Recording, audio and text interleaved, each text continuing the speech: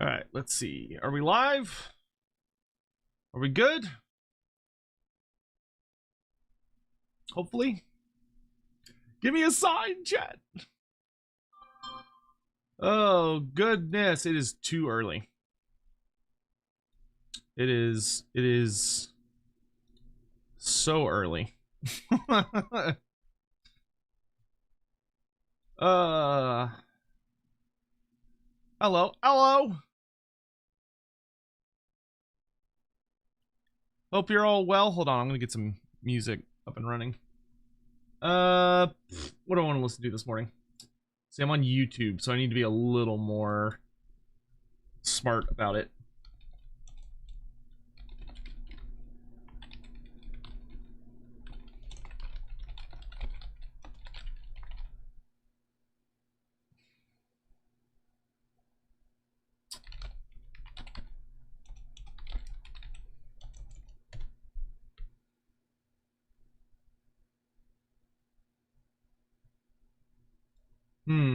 We could do... Why are we up so early? Because it's Warhammer Day. It's like Christmas, except for everything you get is going to cost you money and doesn't come out for like months. But the Warhammer stream starts in about 90 minutes. A little less than 90 minutes. Because they're doing it... I don't know why they're doing it so early. But, God, what's a good, just chill soundtrack to have on in the background, chat?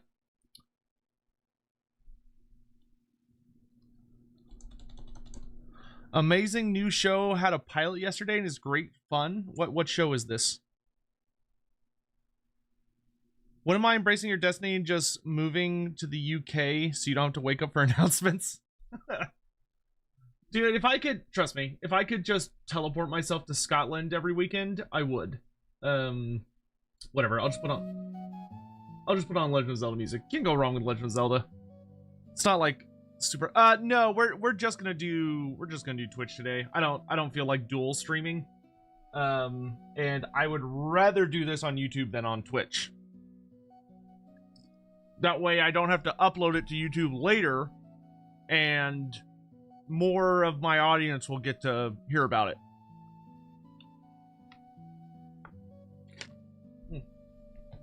I know, it should be a good day.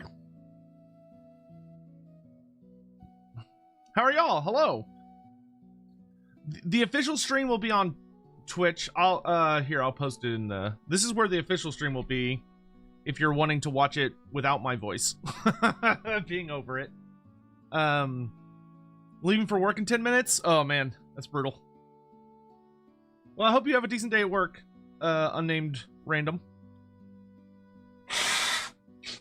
Should be a pretty exciting day though, chat. It's Saturday, so I go play Curse City on Saturdays, which is pretty cool. Been having a lot of fun with that, and my Curse City group, I think we're about a quarter of the way done with the Curse City campaign. So we're kind of looking to the future of other stuff we want to do, and I think we're going to be doing what was kind of agreed on is that we're going to do a playthrough of Rime of the Frost Maiden, the D&D campaign, which I'm really looking forward to. So we're going to kind of talk through that hopefully today. I don't know what I'm going to do for it yet. I know I'm going to play some kind of lizard thing, but I don't know which one. All Hollows, hey, awesome. Thank you for the kind words. I appreciate that. How's my Doug? My Doug's good. My dog is also good. Yeah, Sadie's doing well. I let her out and she was making a ruckus this morning, but I'm hoping the way today's timetable is going to work out is that the stream will last for roughly an hour, and then after that I can take Sadie to the dog park and let her run around for about another hour, and then I can pack her up in the car and head off to where we play games. What are my predictions for today? Yeah, so I have nothing to support these predictions. I want to make that very clear. These are just random hopes and dreams that I'm bringing to the table. But my my wish list for today is, my biggest one is I want to see a Cetra the Imperishable mini. That is my biggest, most sincere hope is Cetra the Imperishable. I will be very sad. Well, no, I won't necessarily be super sad, but that's what I'm hoping for. You know, we'll see how that pans out. But I would say that's kind of my biggest wish. Okay, I've heard about this Tomb King's dragon from Valrak. Like I've seen his little predictions or his rumor stuff on it, which are more accurately leaks that he just calls rumors. What I'm so curious about that, because like Tomb Kings are not associated with dragons at all. Like that's not really something they do. And I don't even believe they have a dragon in their pantheon. Because within the Tomb King pantheon, all of the Nehekaran gods have an associated animal, like an animal totem, so to speak. So it could be something that's like way older. I mean, that's possible. It could be that it's something from like way back. Goat Force, wait, are you okay? Goat Force, are you goat like my goat, or are you just a goat?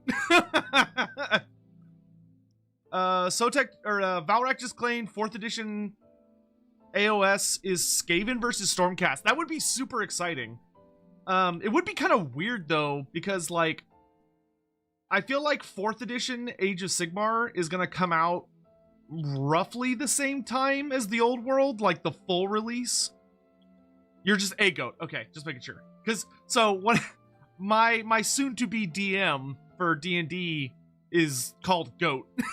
That's what everybody calls him, is Goat. So weird coincidence, but that's just life. But I would be totally down for Skaven starting an edition. I mean, Skaven are very underutilized in Age of Sigmar. Honestly, I would say of all of the races in Age of Sigmar, they probably are the most underutilized. Like, they don't really do a ton. And they've just kind of been around. There's been a lot of setup. Like there's been a lot about like a new civil war is about to happen. There's been stuff about potential, like that Clan Eshin has managed to find a way into Azir, the Realm of Heavens, which is very unique, because they would be the only non-order faction that can get to Azir. There's also been stuff about like Clan Pestilence getting pretty close to discovering, I think, the 9th plague they need for their scheme. And it seems to be building, and then of course Thanquil's been back. But Thanquil hasn't like actively done anything yet. But that's not true. He's done a couple things, but he hasn't really done anything in the major narrative since his initial arrival. So we'll have to see what happens. Muted, you wish. Nope, just you. No, you're all good, dude. Ikit Claw showed up in Hamilcar. Granted, I haven't read the book yet. I have it on my shelf, but I haven't had a chance to read it yet. But to my understanding, it is not actually Ikit Claw. Like, it is a character that has a similar naming convention, and he's inspired by Ikit Claw, but it's not actually Ikit Claw. Because the Black Library novels like to do that. Where they will bring a character back that's either referencing an old character, or sometimes just is an old character, but it's not like canon in the sense that we're not going to get to see them again. So like I don't think Ikit Claw is actually back in any meaningful way. Mr. Foreign Car Fund donation. Well, thank you. I appreciate that. Hope you're well, Mr. Sotek. I am doing well this morning. I am. I'm excited for today. I didn't really get any sleep last night because I slept all day yesterday. However, I did get some cool writing done. I did get some good writing done on my Halloween story, but I don't know if I'm going to be able to get it finished by Halloween. I hope I am, but I'm really hoping to get some of my voice actor buddies to do the parts for it so that it's kind of like a really fun little story. So it's not me reading it, but like people that actually have good voices reading it. Which I'm kind of cutting it close because that only gives me like 2 weeks to, well, a little over 2 weeks to like get all their parts recorded and done. Author said he really wanted to be Ike Claw, but wasn't good. Well, isn't the author David Geimer? That sounds like something Geimer would do, because like David Geimer is an excellent writer when it comes to Skaven. Like his Quick Head Taper novel is one of the best Skaven books. Like I would probably say it is the best, but close to being the best. Did I get your Discord at? I don't know, where was it, a DM or was it like an at? Because like at-ats I tend to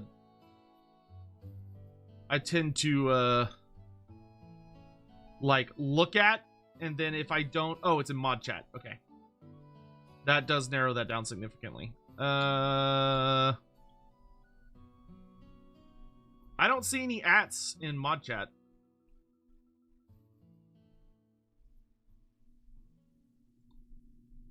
Like, I'm looking at it.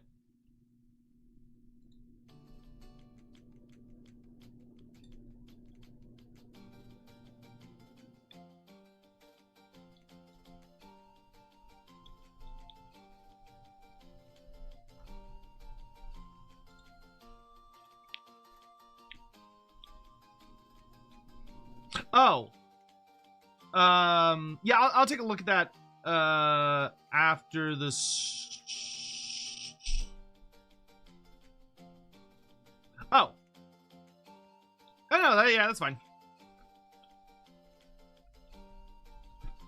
I will say we probably shouldn't start that until I get the rewards finished for the first one.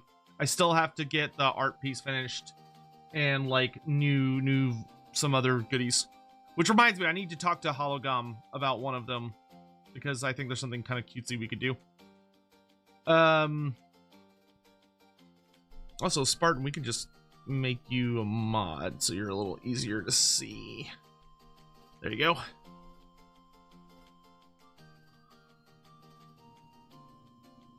You didn't do anything. I'm going to ask you about doing something later. How many minutes till it starts? About 40... No, about an hour.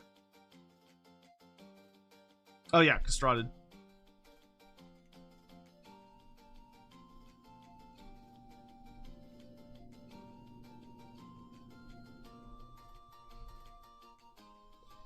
Castrated, are you normally a mod?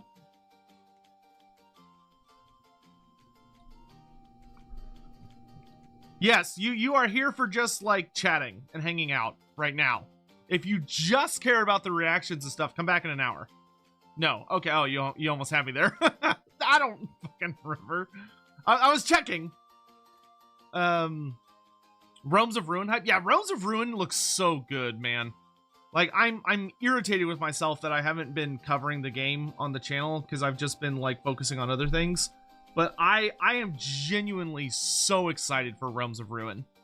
I think it's still... I don't know if it's still going, but I think Steam is doing Next Fest right now, where you can play, like, anybody can play Realms of Ruin and play through 3 missions. And it's so good, man. It's so good. Like, I have a lot of hope for that game. Am I happy with the choice of Cathay versus Ogres versus Zinch? Yes. Yeah, I'm fine with that.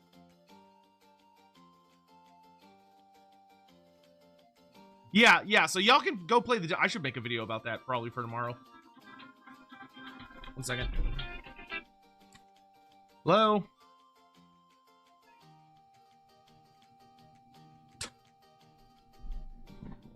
One second. Ugh.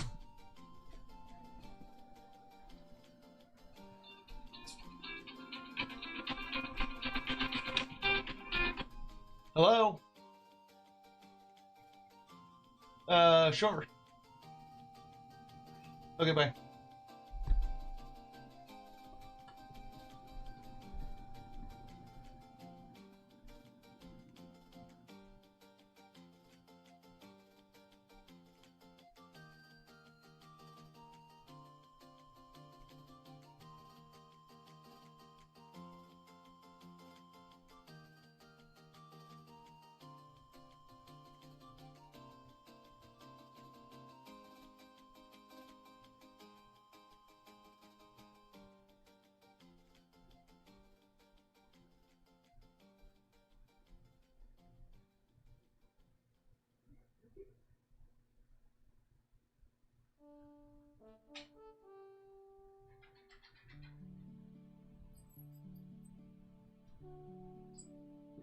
Come here. Come get it. Come get it. Sorry. Apparently, I thought Sadie could behave herself, but she was apparently making a ruckus. Ready? Ready? Okay. Okay. Yeah, you can do polls on YouTube. You can. I don't know if I know how to do it. Hold on, let me see if I can. Let me see if I can. No. I know it's possible.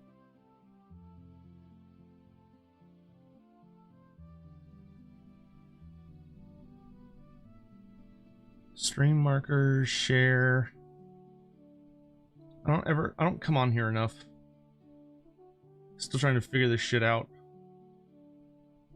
Cause like I've seen it. Whatever.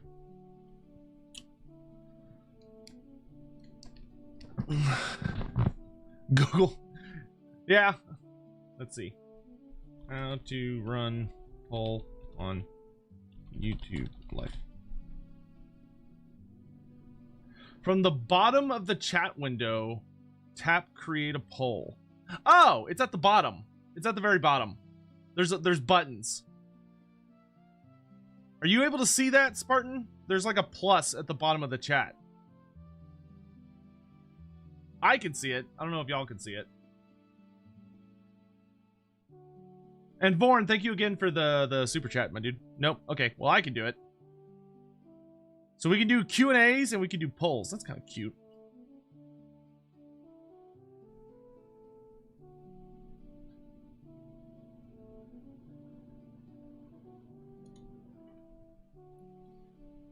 But anyway, what was I talking about before I got interrupted?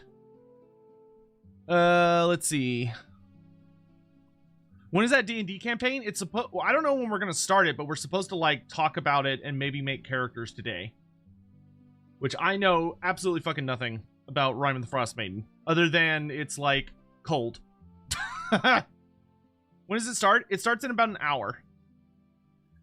Can you tell? Yeah, so factions during the old world. That's actually an interesting thing to discuss. So what's interesting is that, so what we've had revealed for us so far about the old world is that right at the start, there is not every faction is going to be playable. It's gonna be a focus on it's gonna be a focus on a selection of factions that weirdly it doesn't actually seem to be that focused on the Empire. Apparently chapter 1 of the old world takes place in the Border Princes, or it's focused on the Border Princes, if they're still going with their original plan, which the starting factions are the Tomb Kings. However, it's not all of the Tomb Kings. It's only the Tomb Kings of Khemri. That's it, which is very odd. Like it works. I'm assuming it'll expand later if the setting does well. But I feel like they're kind of dipping their toe more in it.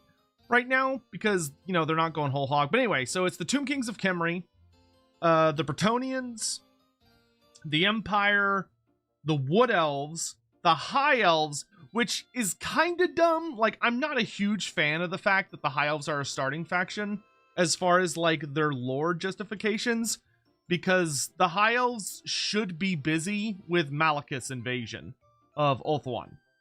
Because Malekith invades Ulthuan, and the Elves are, like, busy with that war until the that agent of Magnus the Pious shows up and convinces Teclis and a couple of them to come over. But it's not really like the full-on High Elves. It seems that they've kind of added a couple of like High Elf towers or like outposts that are in the ocean or around that area that are going to be helping out. So, you know, whatever, it's fine. But so there's going to be High Elves and then dwarfs, and then there's also going to be greenskins or orcs and goblins, beastmen, warriors of chaos, which is also very weird. Having the warriors of chaos in part 1, which is supposed to be in the border princes, I think is particularly odd. Like that, I don't know, that seems kind of silly to me. I feel like they're just having them because it's like, oh, well, like the warriors of chaos are like one of the core factions, so they have to be in it. Though I think that's silly compared to some of the factions that they're not including at the beginning. So the Warriors of Chaos, and then, oh gosh, what are the other villain factions? It's Beastmen, Greenskins, Warriors of Chaos. There's no Skaven. There's no Vampire Counts. There's no Dark Elves. I know Kislev and Grand Cathay are not in the opening. There's no Chaos Dwarfs.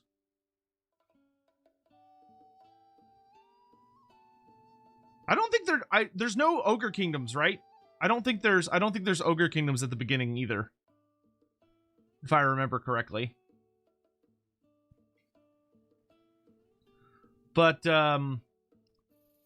yeah, no ogres. Yeah. So, yeah, there's really not that many bad guy races. They actually cut a lot of the villain races from the very beginning. And there's no demons. And no lizardmen. So, the idea seems to be that this is happening, like, well before Azavar Kul is rising up and starting his invasion. Like, this is way before that. Like, probably a good, potentially 5 or 10 years before. But what's very interesting about it is that I'm curious what is going to be happening in the Border Princes to justify that as the starting location. The only thing I can think is going to be the focus. What I'm guessing, I am guessing it's going to mostly be about the Brettonians and the Tomb Kings. Because, like, we know they're the opening set, but I think what it's probably going to be is that there's going to be two main things going on. The first thing that's going to be happening is probably that the Brettonians are going to be wrapping up their errantry war against the Greenskins, because the king that we have at the time is King Lewin Orcslayer, and King Lewin Orcslayer is the king during the errantry war against the Greenskins. This errantry war eventually fails. Like, eventually it's declared over when the Brettonians push, like, so far east that they finally run into, wait, no, that's not right, is it? I think this is when it started. I don't think it ends for a while long, because I know Morglum Necksnapper is the one that ends it, but he's still around in the modern age. So this might be a little early. Let's see. Where's my timeline? I know it's in here somewhere.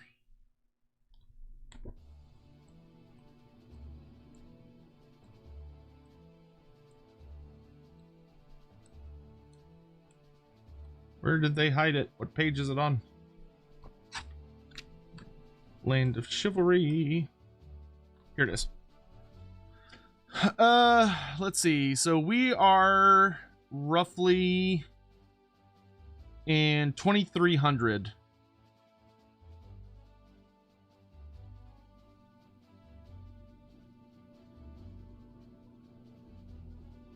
I have a Terran reality behind me. That's fine. I'll deal with it in a minute. Oh, that's interesting.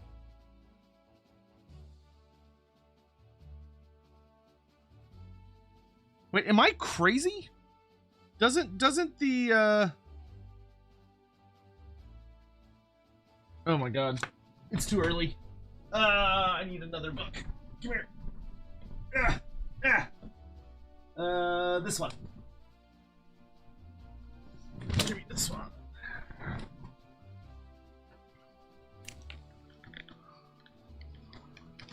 I'm just checking. Granted, checking timeline stuff I don't think actually matters that much because they're going to be changing a lot. Like, there's no doubt in my mind there's going to be a lot of retcons. Yeah, 2300 is the Great War. That's super interesting. Okay, because so unless I'm crazy, which I'm pretty sure I'm not, they have said that King Lewin Orcslayer is the king for Warhammer the Old World. But what's so interesting about that is King Lewin Orcslayer is king in 2201. So that means King Lewin, by the time we're done with Warhammer the Old World, King Lewin Orcslayer is going to be well over 100 years old. Like, he's going to be way past 100 years old. Because he starts the Errantry War with the Greenskins in 2201.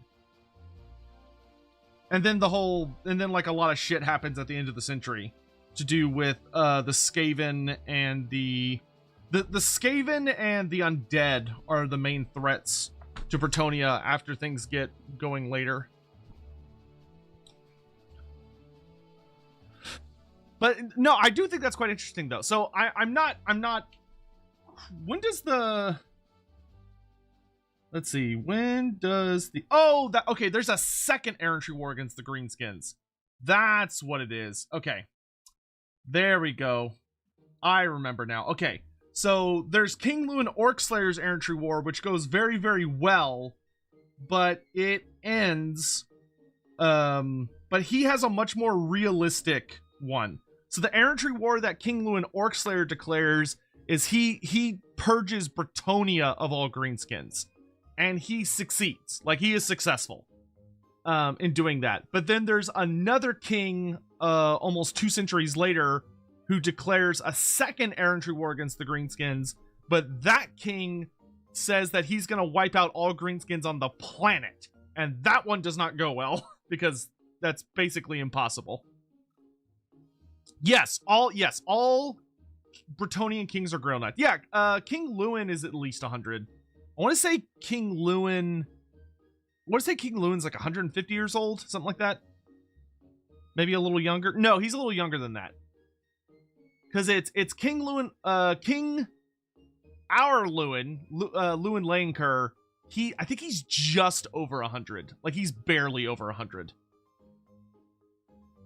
Which is actually even more interesting because that means more than likely King Lewin, we are not that many kings from the modern age, because you have King I think Lewin Laenker was about 80. I think that's right. I think he might be around 80. But that likely means that so King Lewin Orcslayer lives probably to around 2300, maybe just before or just after. He lives at least until the incident with the False Grail. And then the incident with the False Grail happens in about 2297-ish, which I don't think King Lewin Orcslayer is still king then. I think it's a different king, supposedly. But assuming each king reigns for like a good amount of time, it could well be there's only like 3 or 4 kings until Lewin. And we know that King Lewin Laenker's father was also king. Like, Lewin's dad was the king before him.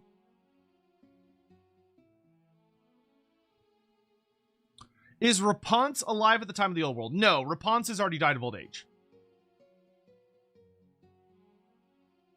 There are 6 kings between Orcslayer and Lewin. Do you have a source for that? Because they're pretty wibbly wobbly about kings in the timeline. Have I read the Tyrion Teclis novels? I have read. I've read the first book, I think. I need to read the whole trilogy. I've not finished the trilogy. Coming from the wiki list. Oh, this will be the good old wiki.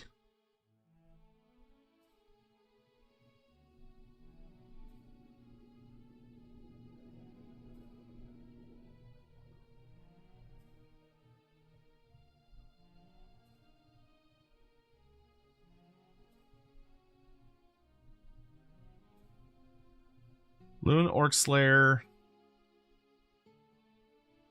Jules the Just. Oh, okay, so there are 6 known kings. But there's actually probably a couple of gaps in this. There's probably more than 6, to be honest.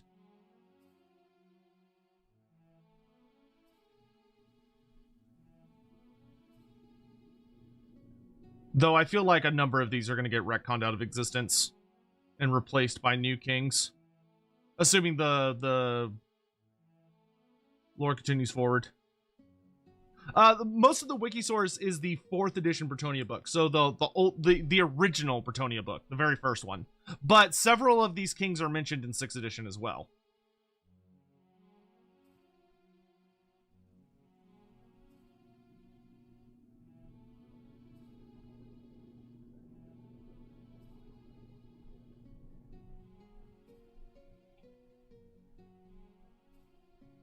Considering how long these kings live, that's actually quite a few kings in only 200 years.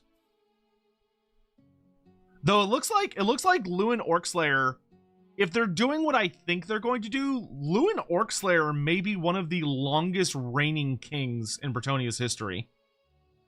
Because this means he'll have been king for like almost a century, which is crazy. Because that's not he's a century old. That's he was king for a century, which is bonkers.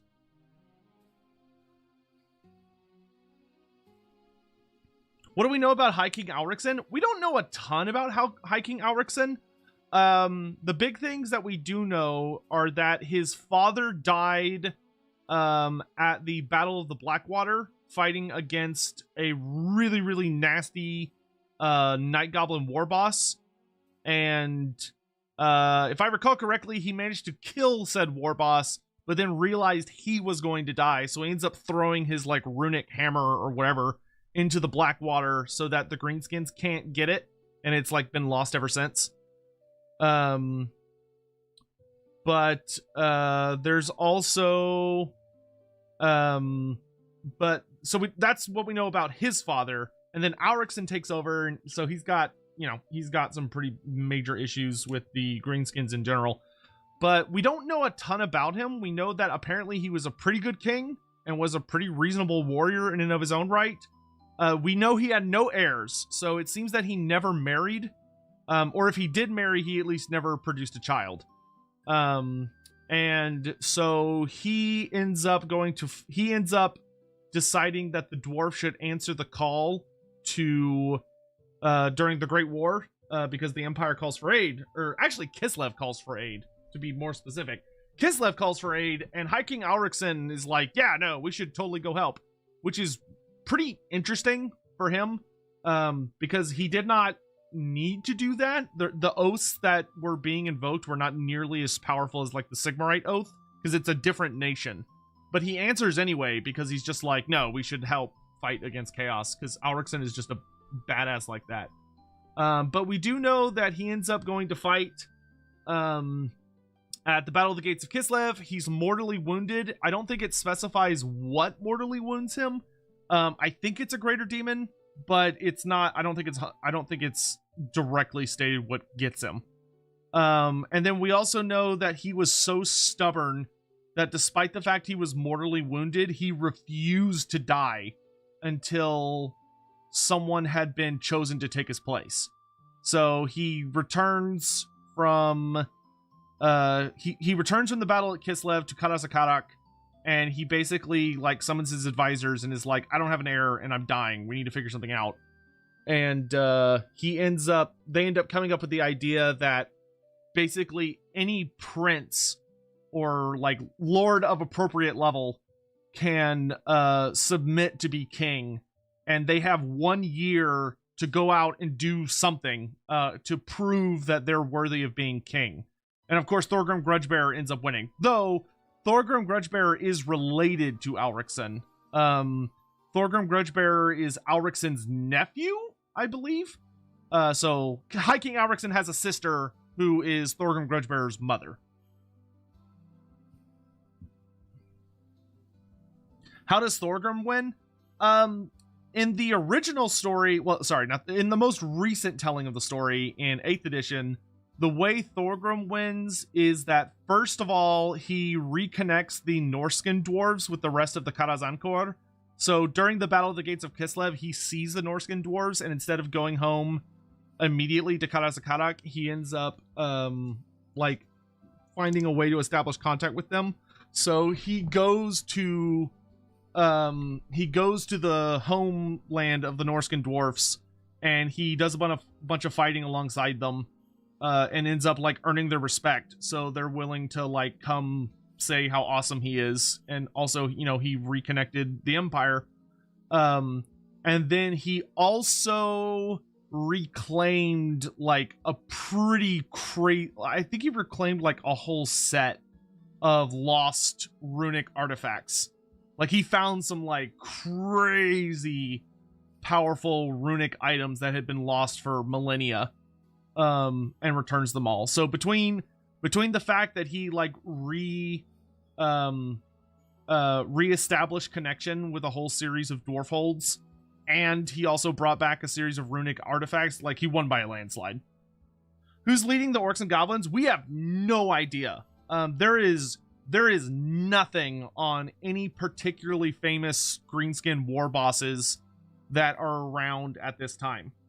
That being said, like, I mean, Grimgor Ironhide is alive, but we don't know where he is. At this point in the timeline, he's probably still somewhere further out east, and has not come to the old world yet. Skarsnik has just not been born yet. And then Grom the Paunch has already happened. Wait, no. I think Grom happens. Oh yeah, no. Yeah, Grom's already happened, I think. I'm not sure about that. When does Grom the Paunch happen? Is Grom... I want to say Grom's before the Great War. When is Grom the Paunch?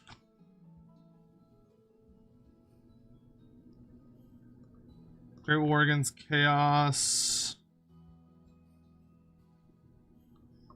No, he's after. Okay, I was gonna... Yeah, it's like... Okay, Grom was only 100 years ago. Yeah. So, Grom is not around yet. Skarsnik's not around yet. Grimgor is, but he's way further out east. Azhag's not around yet. Gorfang Rotgut has already happened. Gorfang's already come and gone.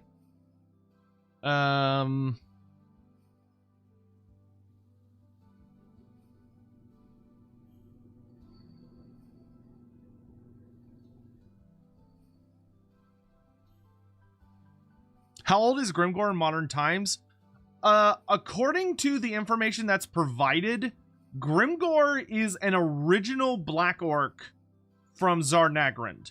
So, because according to the lore, after the original Black Orc Rebellion, the Chaos Dwarfs kicked all of the Black Orcs out, and they never allowed any Black Orcs back into Zarnagrand ever again. So, Grimgor Ironhide has been around since then, and that was a long fucking time ago. I mean, that was hundreds and hundreds of years.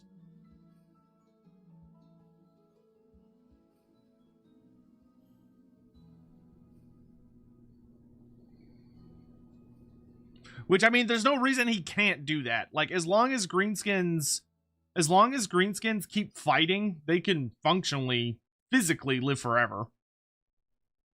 Isn't that before Sigmar? It might, yeah.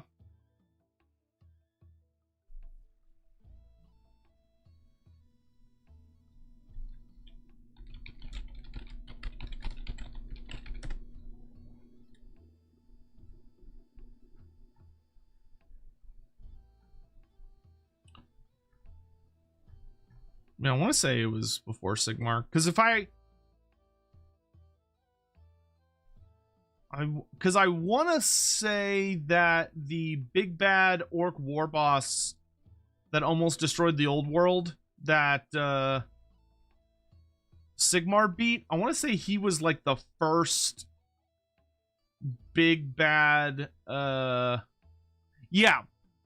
Chaos Dwarfs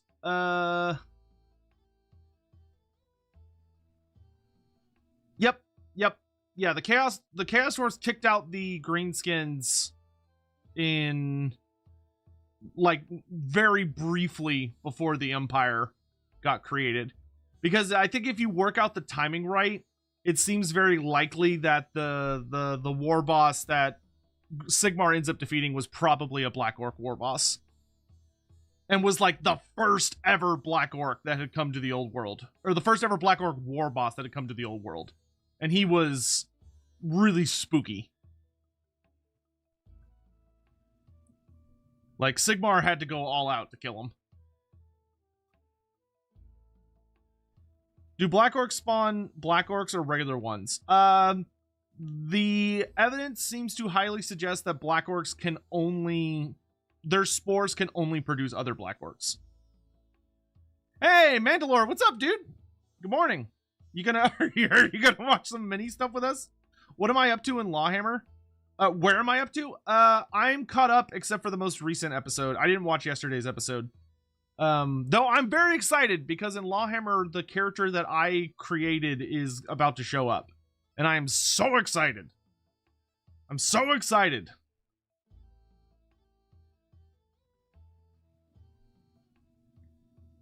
You just watched 14.7?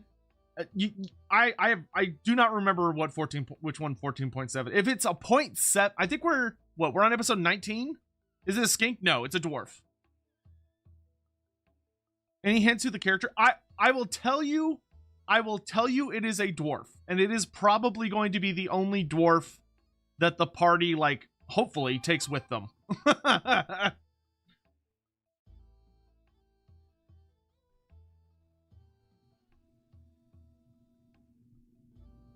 I think Malagor and the Centaur dude. Yes, Malagor the Dark Omen should be alive during the old world.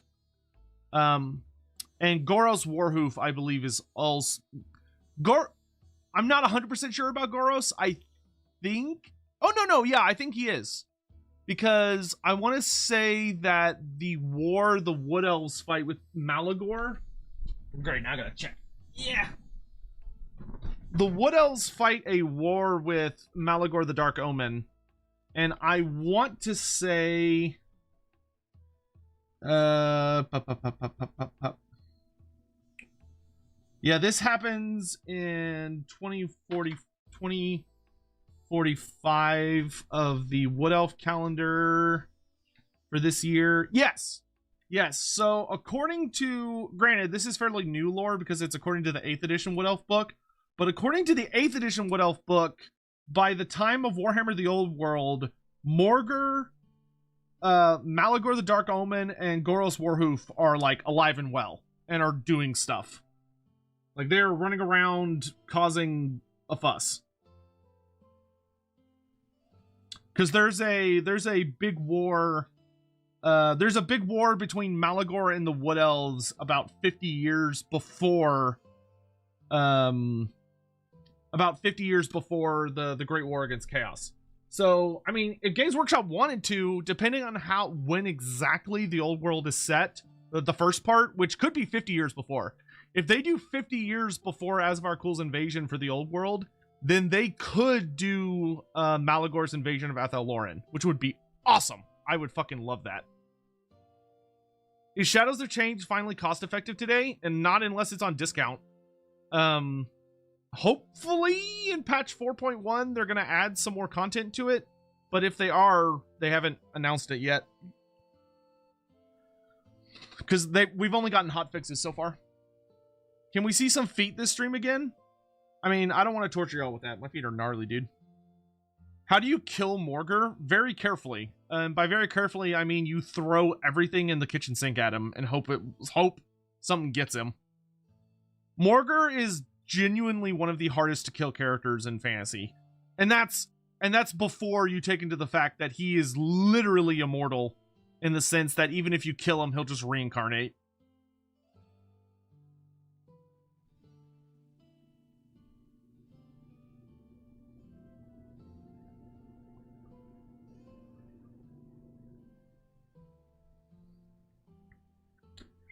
Is there a book that talks about the anatomy and building of a Carrack? Yes. If you go back, you could say, well, no, I'll tell you a lot of it is out of date. But if you go look at the first edition Warhammer Fantasy roleplay book called Stone and Steel, I believe, it goes over the anatomy of a hold.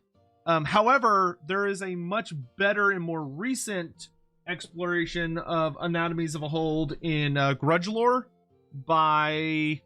I think Gav Thorpe wrote it.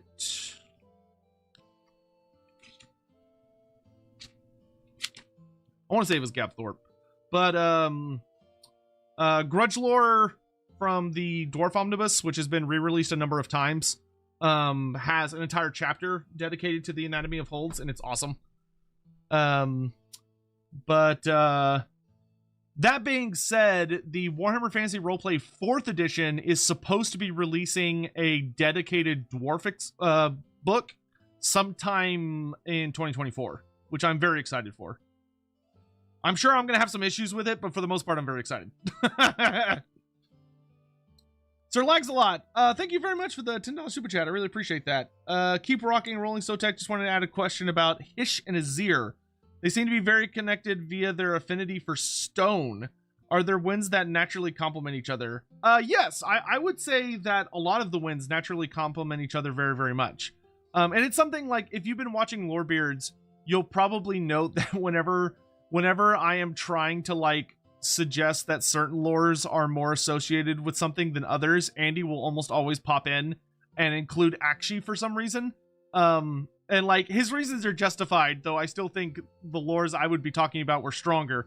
But a lot of the lores overlap very, very much. That's why it's, generally speaking, super rare to find a place where only one lore is very, very strong.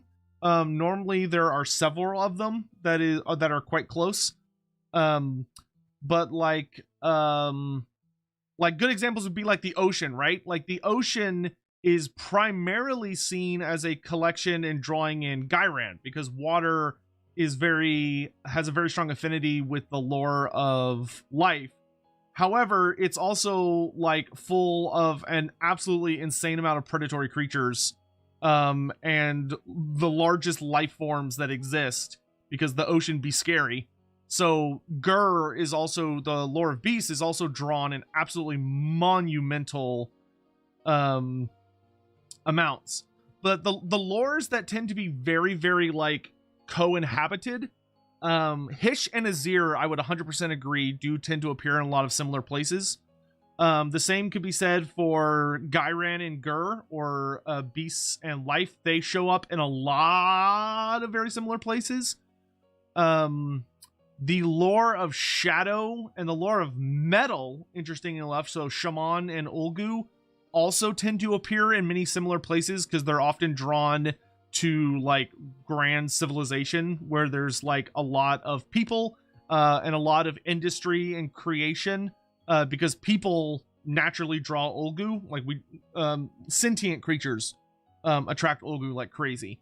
And as does and industrious folk obviously draw in shaman. Like the lores that tend to be the least friendly to other lores, I would say Shaiish tends to probably be one of the most stubborn. Though Olgu often shows up in pretty noticeable pockets with Shaiish, but Shaiish tends to almost dominate when it shows up in like large amounts. But lots of the lores complement in different ways. You could argue that Akshi and Olgu are very complementary lores, because both of them tend to be very much drawn to civilized folk or sapient individuals that have a lot of passions, and are like scheming and plotting and trying to do their own things and accomplish their own desires. So those two lores will often be interwoven around all of those folk. Neil Nemesek, thank you so much for the super chat. Would I rather have Morgur's immortality and reincarnation, or Goros' legendary rutting and drinking capabilities? Sorry to see about your wheels. Glad you're well, though. Well, first of all, thank you very much for the generous tip. I really appreciate that.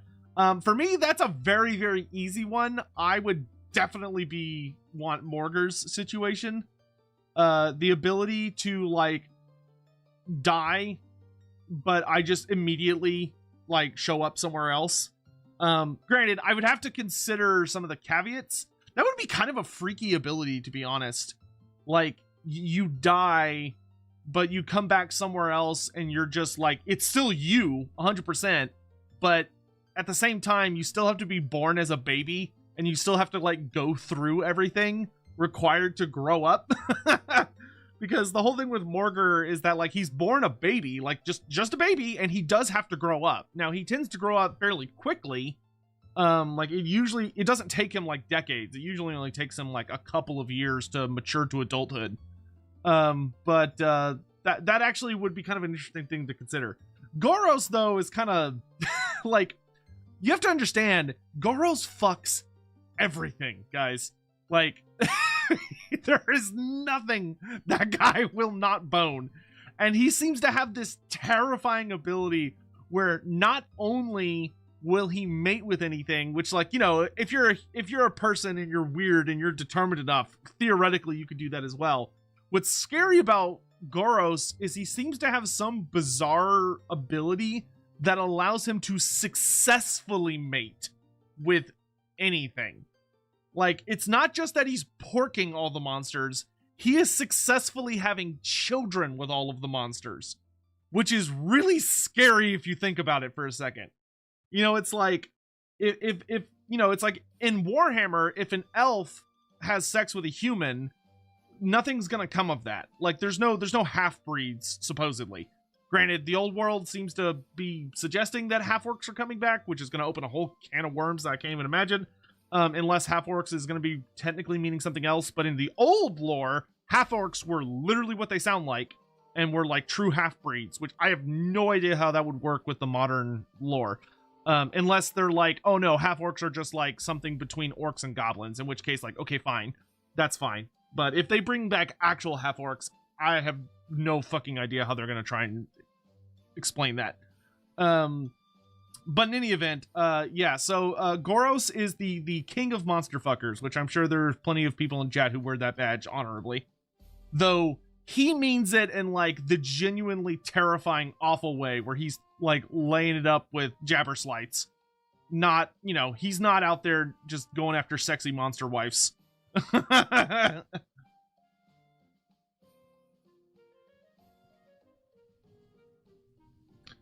Yeah, Spartan, hold on, I can do that.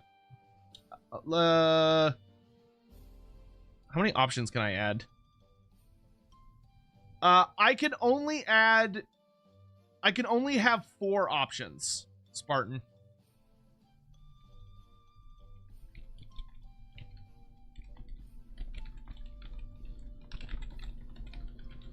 It's actually quite picky.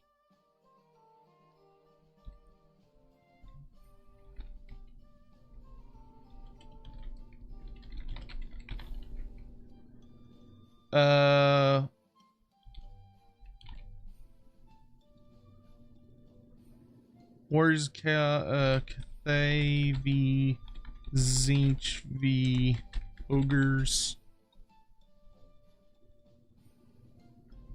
Tomb Kings v Lizardmen v Corn. And then Dark Elf v Slanesh v High Elves. Alright, chat. We started a poll. It would be very convenient for our community team if y'all would please vote in that poll. Like, for a community event. So these are our faction wars. Our faction wars are usually, we do like a fun little event that revolves around some factions fighting each other. And whichever faction wins, we'll do some cool stuff for them, like make some emotes for the chats in the Discord server that are based on that, as well as some like community artwork and some other stuff. Yotam Brandon, what exactly are toad dragons lore-wise, and how strong are they compared to creatures like Dreadsaurians? So, toad dragons... okay. Toad dragons are big, primordial, nasty toad monsters. So they're not, like... they're kind of like Carnosaurs, or Dreadsaurians, or dragons, where they existed before the old ones, before Chaos, any of that other stuff. They were already here, and they lived up in the really, really cold, nasty, like ice fens or cold mires. So they live in like very cold swamps. And so when the world kind of stabilized after Chaos, they settled in the Chaos Wastes because they found some like really gnarly swamp areas that were also quite cold, and so they lived up there. And basically the long and short of it is that they're like most ancient primordial creatures in Warhammer. They're fucking huge. Toad dragons are massive creatures. You know, they're up there with Dreadsaurians. Trying to think of other creatures in that size category. You know, like the biggest of the Dragon Ogre Shaggots. Oh god, other things of that size.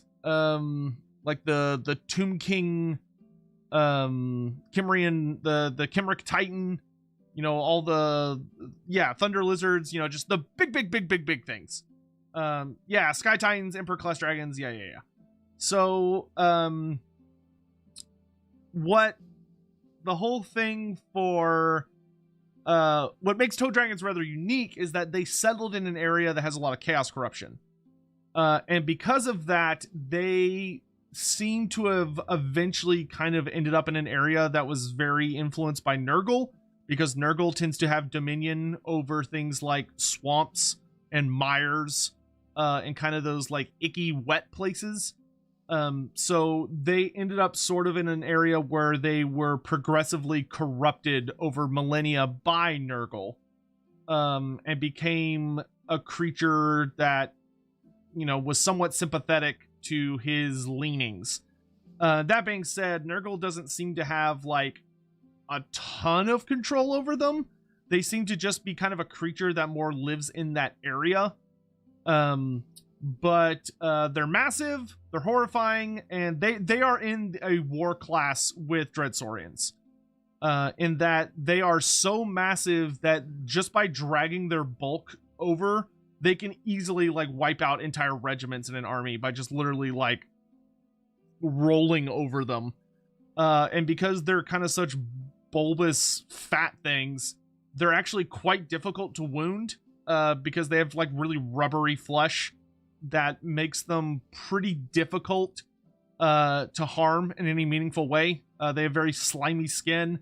They also have like, their tongues are like giant prehensile whips that can grab you. So like their tongues can shoot out of their mouth, like, you know, like a toad, and like grab people at a surprising distance and yank them in so that they can eat them. And their big thing is that they're very large and in charge, and they're tough. But if one were to fight a Dreadsaurian, generally speaking, I think the Dreadsaurians would kill it. But that's because Dreadsaurians are very uniquely kitted out to kill, like they are killers of monsters. The whole thing with the Dreadsaurian is that it is, as a creature, evolution has designed it so that it is the apex of killing apex predators. Like, if there is something that is big, the Dreadsaurian is probably going to beat it in a fight, because that is it. That's what it's designed to do. Anyone else that wants to vote in the polls, please do so quickly. Anyone else that wants to vote in the polls, do it quickly. Who are going to be the lords for the Thrones of Decay DLC? I have some videos talking about it, but my general rule of thumb, I would say, is... my general rule of thumb would probably be... Because it's called Thrones of Decay, and Tarmogon's whole saga is literally called the Throne of Chaos, it would be very odd. And furthermore, that it features the dwarfs, the Empire, and Nurgle, which the Empire and Nurgle are like the whole point of Tarmogon's book. It would be kind of weird if they did not use Tarmogon's story as the main focus of it. Especially because, like, they should do it eventually, because, like, Tarmogon's story is a pretty big deal in the setting. So I would expect it's going to be Tarmogon the Maggot Lord will be Nurgle's new legendary lord, and then Elspeth von Draken will be the new lord for the Empire, being the big scary deathcaster who can ride a dragon. And then for the dwarfs, it's either going to be if they go like the more of like the dwarf engineers angle, it's going to be Grim Burlickson. And if they're not going that angle, it's probably going to be Joseph Bookman. That being said, it's also completely possible that they're not going to do Tarmogon, because it could be that they want to focus on getting like all of the lesser demon characters out of the way. So like every single one of these DLCs is going to feature a lesser demon legendary lord. That way they just don't have to deal with demons anymore. In which case it would be Epidemius, who rides a throne. Like he literally rides on a throne as his little like mount piece. It would be Epidemius as the Nurgle character. The Empire character at that point would either be Kurt Helborg. It'd probably just be Kurt Helborg. I think he'd be the only other real option. And then the dwarves would be the same.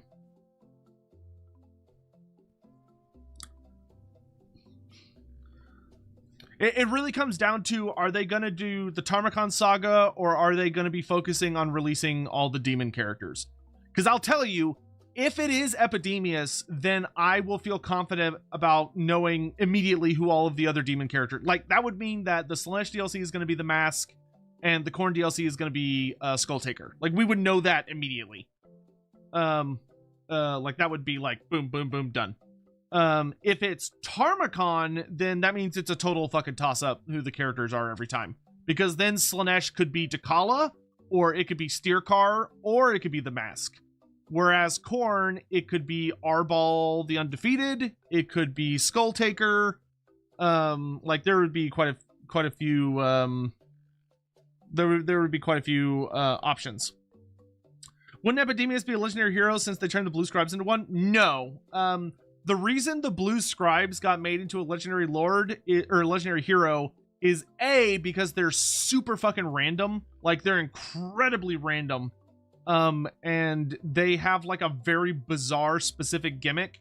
And B, Tzeentch very uniquely has 2 lesser demon legendary characters, where he has the Changeling, who is a lesser demon, and he has Epidemius, who is a lesser demon.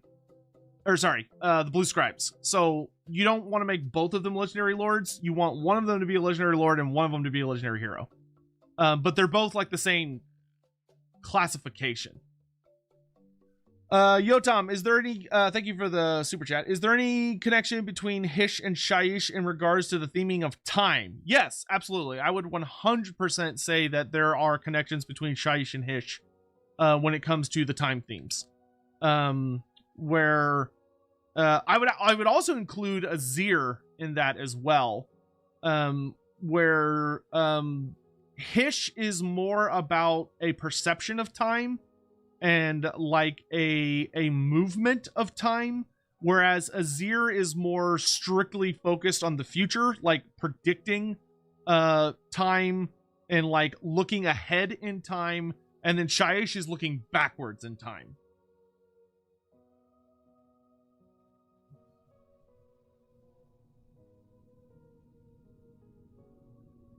I'm low-key expecting Takala to come as FLC if they come back to doing Lords.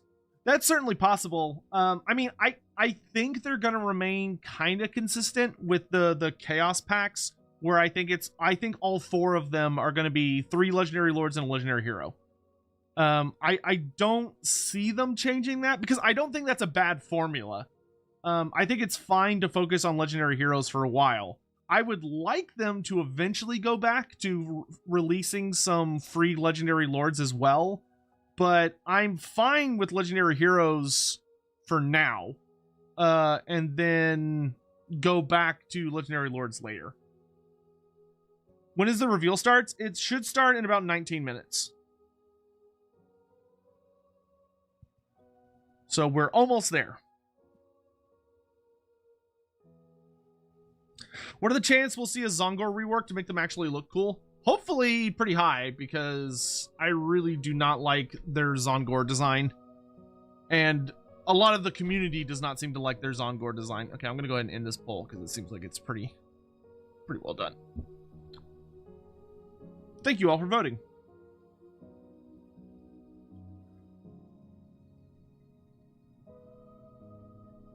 Because, like, to be frank, I like Shadow of Change's formula. Like, I think Shadow of Change is one of the best Lord packs there is. I think they charge too much money for it, and there are also... I think that there are some gaps that they should have filled that they didn't. But, like, overall, I think, like, it was really good. They just charged too much money for it. And they underestimated how important it is to have generic lords.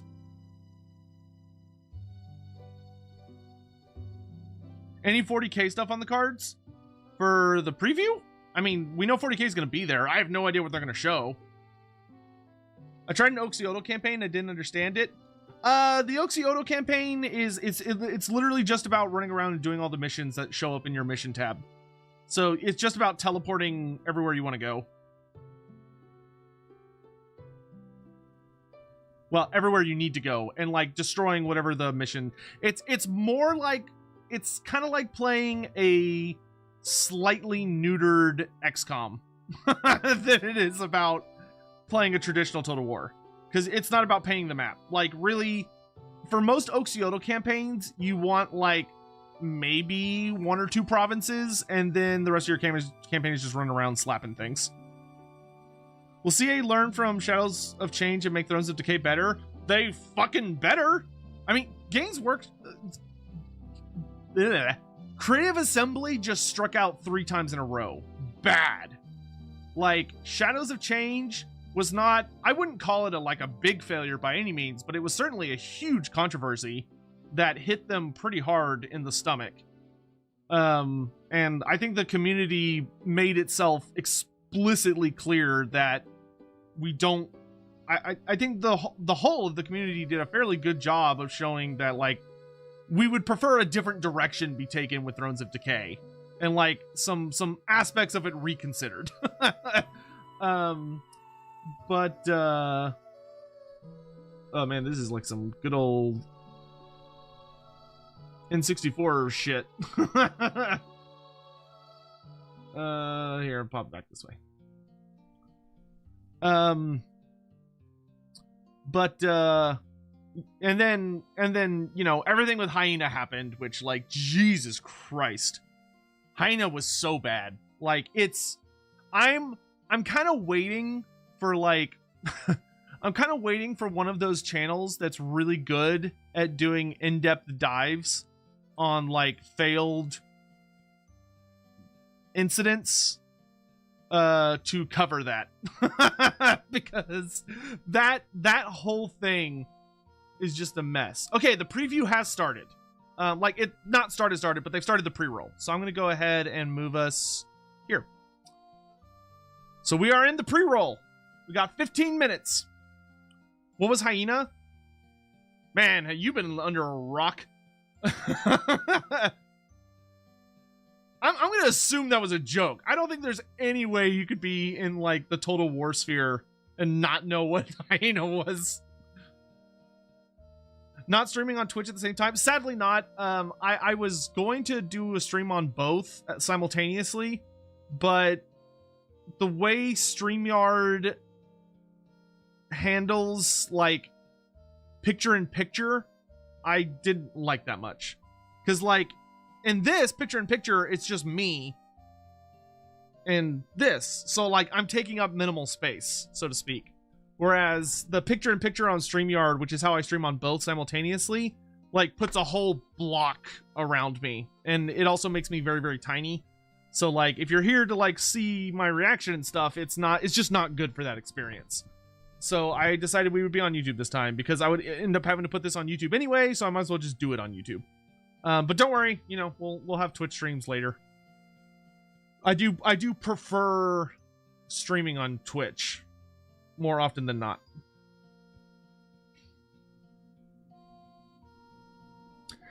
But okay, so for anyone that doesn't know what Hyena is, just to briefly cover it, because it seems like there's some people that actually don't. Hyena was another game that Creative Assembly as a studio was working on. So Creative Assembly has like a couple of small studios within itself. So they have the Sophia studio or team who were working on Total War Pharaoh, and then they had another team that was working on Hyena. And Hyena has supposedly been in development for like 6 years, which is a really fucking long time for a video game. And it was a hero shooter game. So like Overwatch, or Apex Legends, like kind of one of those games. And they spent a crazy amount of money on it. Like a staggering amount of money. You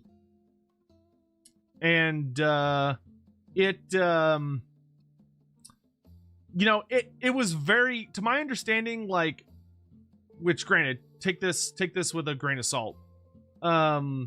Supposedly Hyena's like had a direction and then something happened, and they ended up having to like scrap all of their work and like basically start over.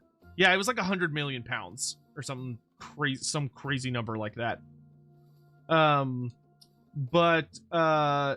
Anyway, so they've been developing this game forever, and they poured a just terrifying amount of money into it. Once again, 6 years for a video game, very long.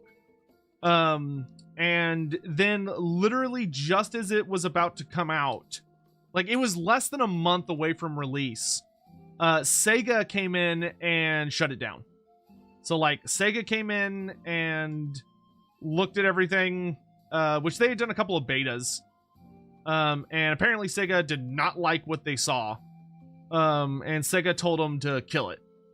So, like, it didn't even get a chance to make any of the money back that had been poured into it. Which, like, not to be that guy, but, like, all of the money that was, like, earned, or not all of it, but a substantial amount of the money that had been earned by the Total War Warhammer trilogy, thanks to its like great successes, a pretty large amount of that money had been poured into Hyenas, only for it to literally implode and not make a single dollar because it didn't even get to release, which, like, Jesus Christ. Like, I really hope we eventually get an in-depth, like, YouTuber who's good at that kind of stuff to do a video exploring what happened and, like, you know, spill the tea, because I want to know. I want to know the tea.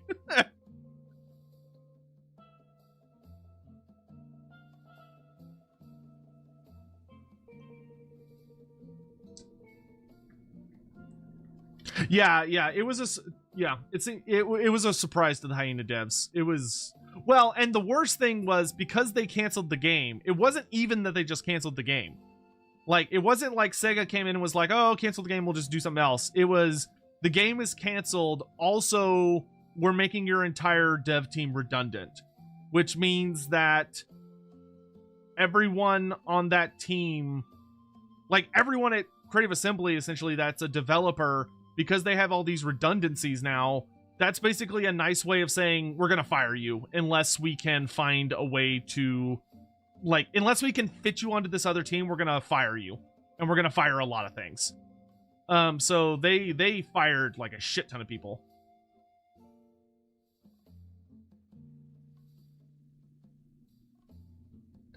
Like, I want to say like, I think I was hearing numbers like 20% of the Creative Assembly dev studio got let go, which is awful. Absolutely awful. But, you know, it happened.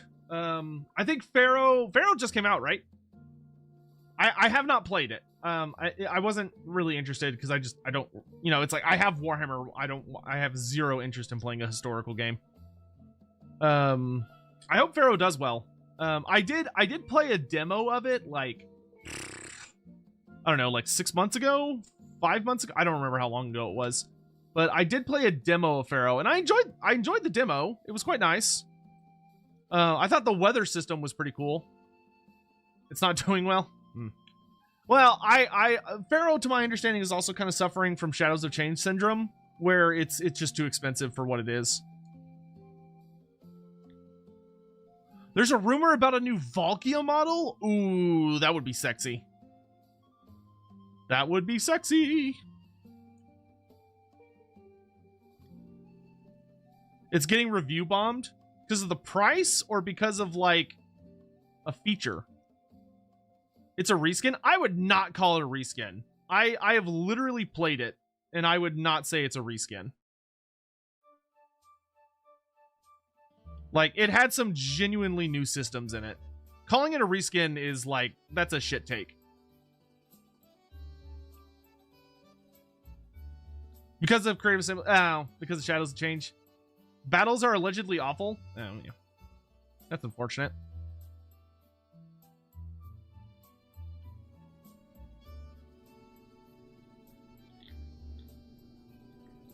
It's literally pre-Nakara. I do agree that it's too expensive. Like, I think if it was like a $30 game, it would probably do quite nicely. But $60, isn't it $60? Like, that is way too much for a Saga game.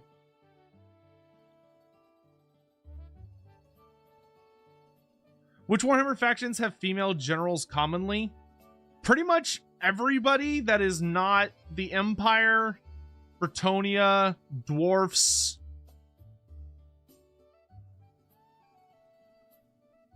That's about it.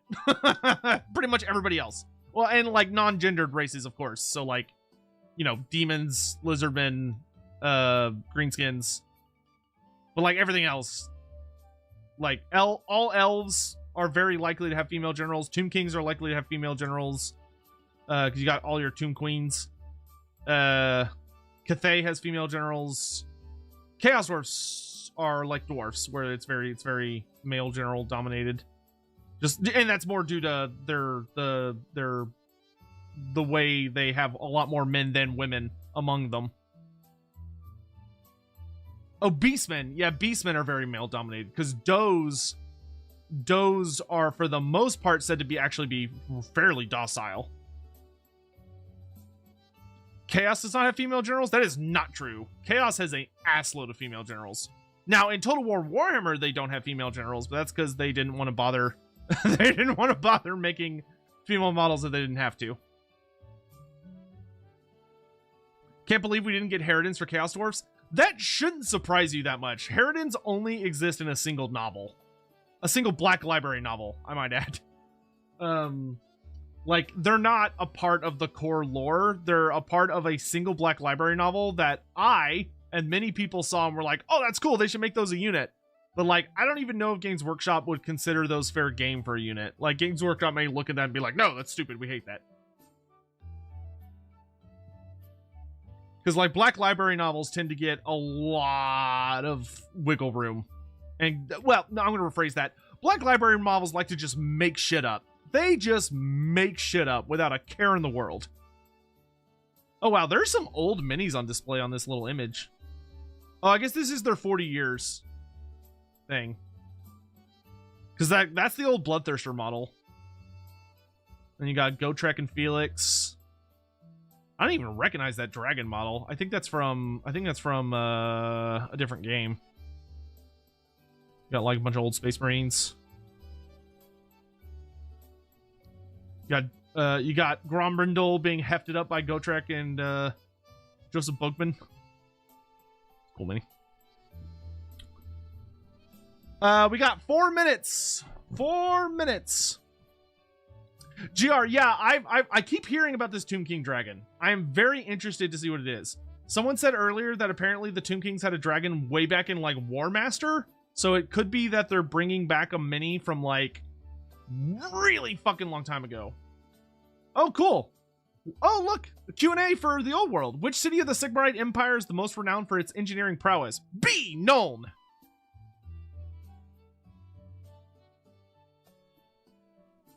We got a Q&A. I hope they're all old world questions. That would make me happy. I know there's probably going to be some. It's actually the moot. Yeah, supposedly, this is supposed to be like the big one for the old world. Which I hope that's true. Every single show that they've done that includes the old world has literally shown off a single mini before this.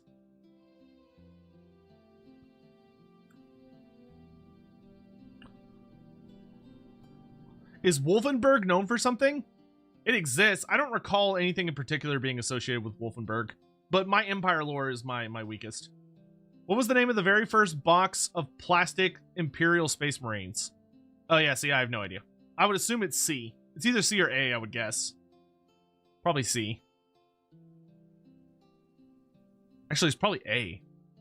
C seems too simple. If it's D, that's dumb. Do you think Old World release will get a cinematic trailer like 40K did? That would be cool. Oh, no. Yeah, see, I knew. Yeah, I was right. It was A. Rogue Trader Box 1. There you go. When did Rogue Trader come out? Did Rogue Trader come out in 1983 or did it come out in a later year? Because, like, I know we're celebrating the 40th anniversary for Warhammer today, but to my understanding, it's the 40th anniversary of Warhammer Fantasy. 1987. Yeah, fucking 40K coming in on trying to be like, we want to be part. It's like, no, your 40th birthday isn't for another 4 years. Sit down and shut up.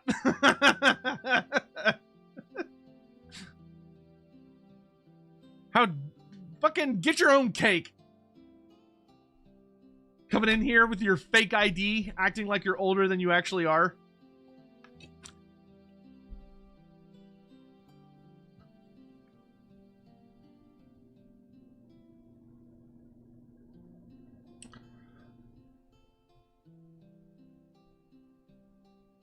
You just noticed Valrak is streaming too? Dude, Valrak streams like every single one of these. Valrak almost gets as many people as like the fucking Games Workshop official stream does.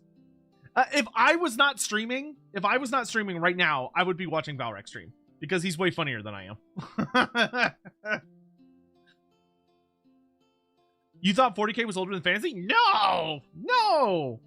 40 Fantasy is the older brother. We are the OG. If you say Warhammer, right? You don't say anything else. You just say Warhammer, you're talking about Warhammer Fantasy.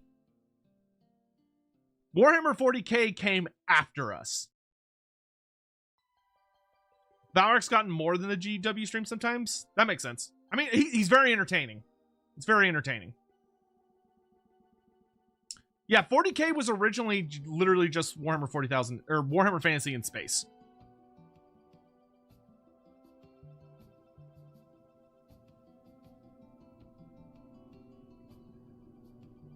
His takes on AOS are bad. Well, yeah, I mean, he just doesn't care about it, which is fine. Like, not everyone has to like everything. It's fine for people not to like AOS. But here's the thing. No matter how much Valrak hates Age of Sigmar, the Age of Sigmar minis will always be better than the 40k minis, and there's nothing he can do about that. There's no escaping that Age of Sigmar has better minis than 40k does. According to the Codex Astartes, Space Marine Scouts are traditionally part of which company of a chapter? I imagine like the 10th company, or like, because they're like garbage, right? Aren't Scouts like not even really Space Marines? Aren't they like soon to be Space Marines, but not actually? Yeah, I hate that 40k is called Warhammer. I genuinely hate that 40k is called Warhammer, because there's no Warhammer. There is no Warhammer in Warhammer 40,000. The only reason it's called Warhammer 40,000, it's because it's based on... Oh, time to go.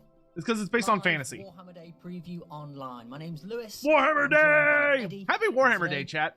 Happy Warhammer Day. I hope it's a great one for you guys. First, before we get into that, Eddie, what is Warhammer Day?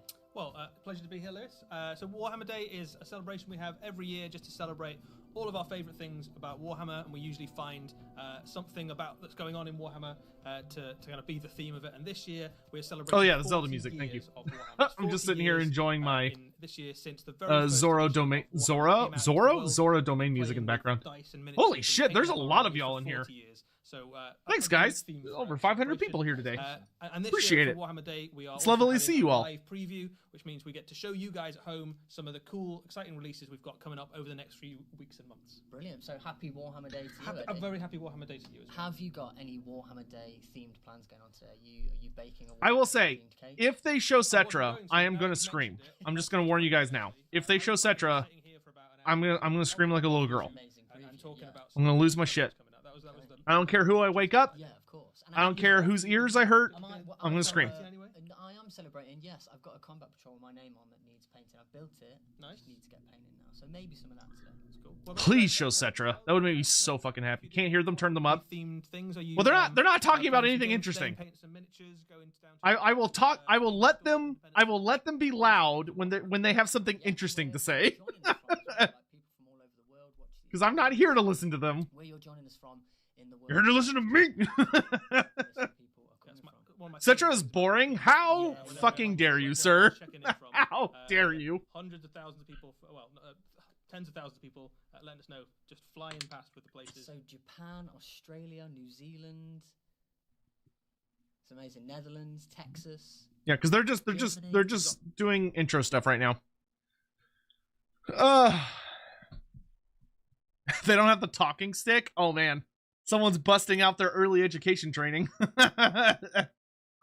Cetra versus Surtha Ek, who would win? That would not even be a contest. Cetra would just obliterate him as soon as the fight starts.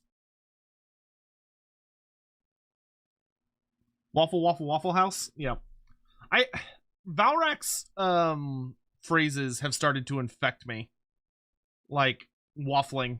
I deeply enjoy the word waffling. Even though it is such a offensively British term, it's not even funny.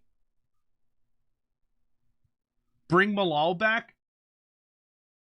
Oh, Michael, I am so sorry. Michael Estopinal. I don't know how the hell I missed your super chat.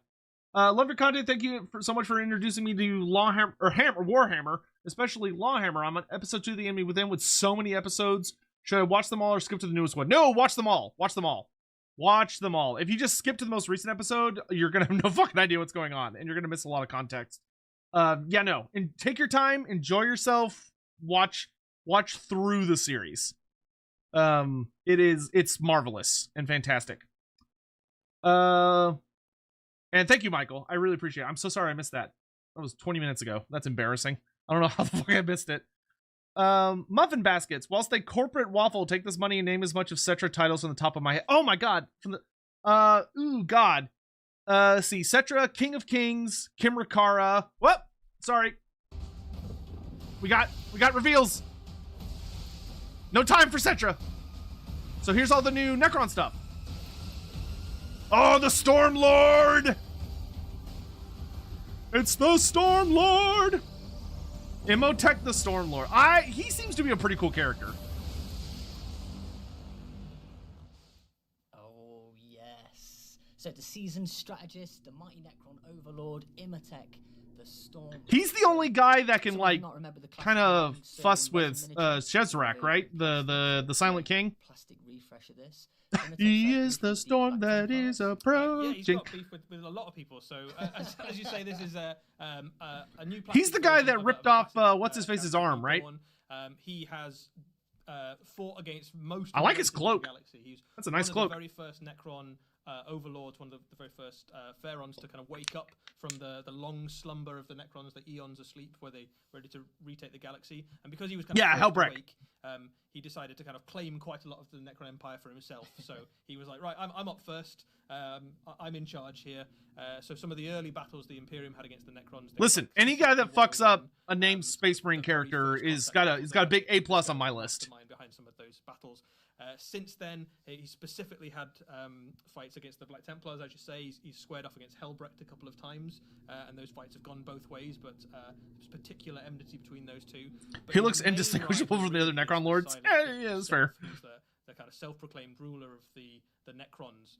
So Imhotep woke up first. He thought maybe he'd be able to kind of secure his grip on the Necron Empire, and then the Silent King has returned and said, oh, actually, this is my birthright. I'm in charge. So Imhotep's maybe not too pleased about that. So there's definite politicking going on within the Necron courts. Those two are not fans of each other. Hopefully, they're actually gonna do something with the Silent King. Like the Silent King returned last edition, and it feels like he has done absolutely nothing since he got back.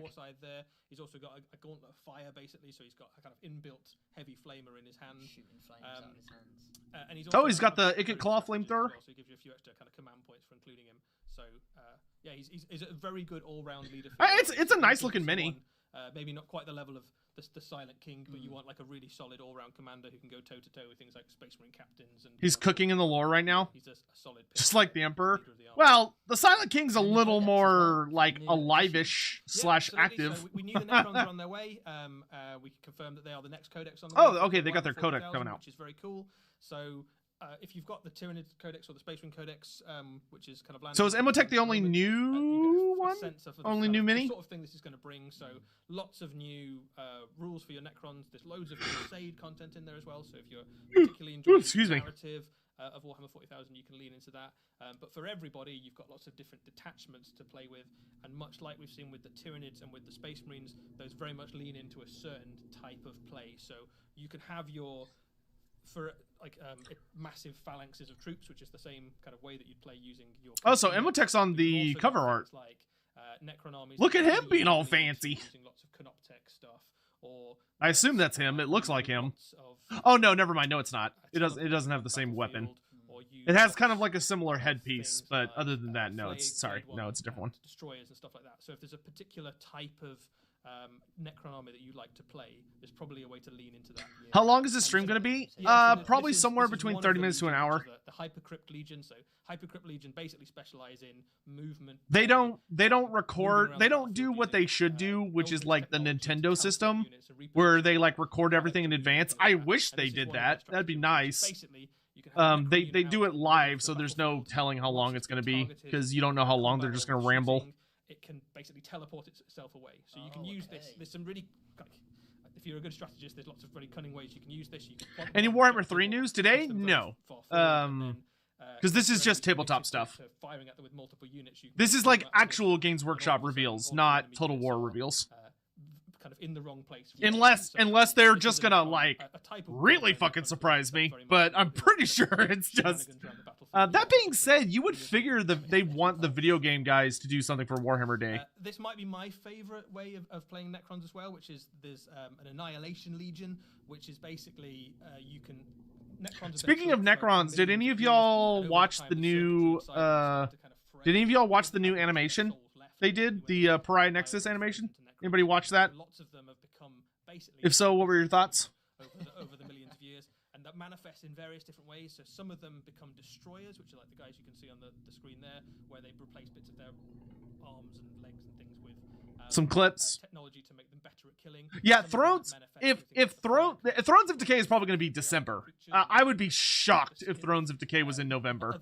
Ain't no fucking way Thrones of Decay is coming out in November. It's probably going to be a December release, assuming they don't back it up. Enhancements and upgrades, and this is one of the enhancements you can give to your destroyer lords, basically, to just make them even scarier than they A hyena regiment of renown for Warhammer 3.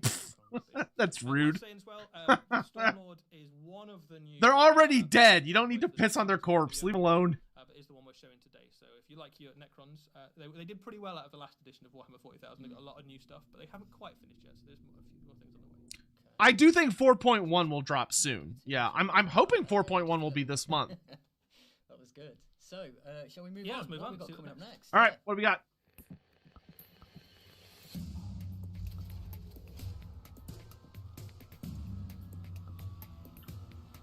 What the hell is that thing? Oh, it's an AdMech character. Sinister Sentinel. Dude, look how long his legs are. Why are his legs so long? The Adeptus Mechanicus army book. He's got little stick legs, or long stick legs. Stilt sniper. So there's a couple of weapon options here, Eddie. What are these that we've got? They're so silly looking. We haven't seen this guy before. How is that supposed to be dangerous? And why does he have, like, an anal plug dangling from one of his kneecaps? I don't understand. I don't understand. You're on these irradiated dunes. You probably don't want to go too close to the ground because it's almost certainly radioactive. He also wants to get himself a nice view of the battlefield. So it's a really wild and wacky miniature. It's very it's very 40k, right? It's really. I'm sorry, that looks stupid. That's a dumb looking mini. But the way this guy works in lore is that he'll kind of find his spot and then he'll perch completely motionless, right? And kind of ready to kind of pick out. It's so silly looking. There's a couple of. I don't know. That just looks weird to me. An anti-character weapon, so your traditional kind of sniper role. I am the high ground. Radium Giselle, which will be familiar to lots of Adeptus Mechanicus players. Good old Giselle. Transuranic Arquebus, which is anti-vehicle gun as well, which is really useful. Kind of Mars Scarecrow. Of enemy vehicles, that sort of thing. He's in game terms, he's actually a really useful little character because he's got the lone operatives ability, so similar to something like a Vindicare Assassin, but for less points than one of those. You can have a few of these guys in your army, kind of sniping around the back of the battlefield. That's a funky looking mini. Useful for kind of hopping onto objectives in your deployment zone. That are very difficult for him to kind of push him off unless you. Dude is like, I will be over 6 feet. Yeah, I think a really fun, very characterful, very different sort of character. And again, look what modern dating has done to men, chat. Look what it's done to them. Look at the things they're doing to try and be over 6 feet. This poor man, all he needed was some confidence, and look what he did to himself. Which is something they didn't really have in. So yeah, it's a very cool little model. Yeah, the new codex as well. Absolutely, it comes alongside the new Adeptus Mechanicus Codex. So this comes along with the Necron book. Again, very similar format to the way that the Space Marine and the Tyranids codexes work. In that, what you've got in here is loads of Crusade rules, which, if you're the Adeptus Mechanicus, usually revolve around acquiring ancient tech and putting it into getting hold of it. He could ride any roller coaster in the galaxy. But I don't know, man. I'm being a big guy. Like, roller coasters, once you're over like 6'1", they start to often become problematic. They may not tell you that there's a height maximum, but you will feel there is a height maximum. Cyborg warriors, basically, so part human, but with their legs and arms replaced with biological. Is he a unit or a character? I believe he is a character. The stretchy guy. I believe he's a new generic character. Force, where they're using lots of interference jamming to make them harder to hit at range. So a good way to keep your infantry alive at range and kind of compete with the other kind of big hitting infantry of the game. But there's loads of other ways to play them as well. So you've got things like you can lean very heavily into the kind of tech priest aspect and have lots of. How tall am I? I am 6'1". Part of the cult Mechanicus. you can lean very heavily into having Probably a little over 6'1", but I always just say 6'1" because it makes it easier. robots and things like that. All your robotic units also benefit from lots of the Is Call high on Warpstone? We've seen with lots of the Probably.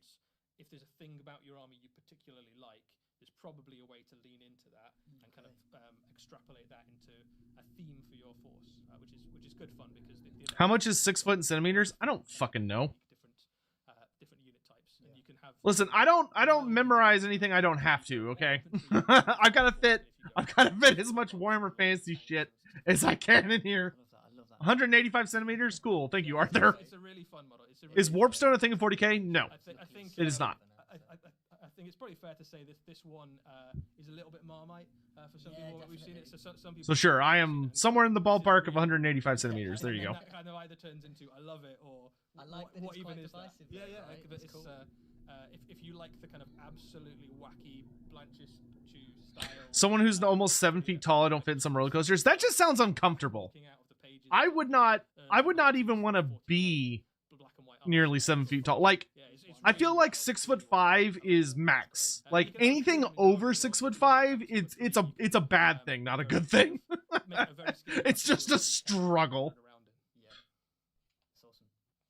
There we go. Yeah. Cool, good stuff. Very Yeah, weird. lovely. Well, we're not even close to done. We're not Shall we, even close shall to we crack on? finished. Yeah, let's do it. Yeah. Dex reveal. Oh, what is this? What is that? What is that? A lost hero?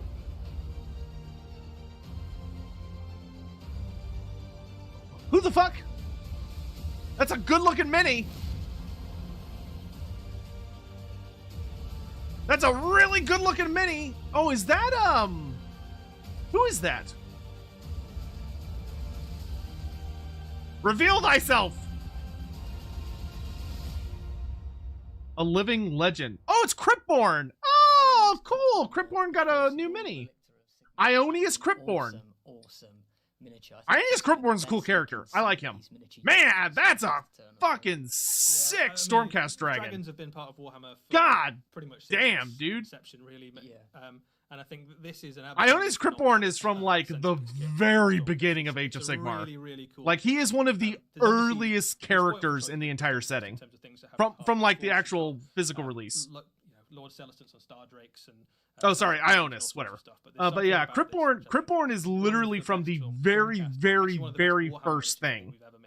God damn, that's a good looking mini. Very first AOS box set. Right? Yeah, I would so like that let's to be talk my about D&D the character. character Like in the that lore is before that's we start fucking into the, sick, dude. That's a good mini. I like that. Miniature, but the character in the lore, Ionis Cryptborn, Yeah, he's a good guy. You guys might be familiar with as the Lord No, Releaser, the skull is his battled helmet. alongside It's his Baron like mask. It's not. in the He doesn't very have a skull for a first, head.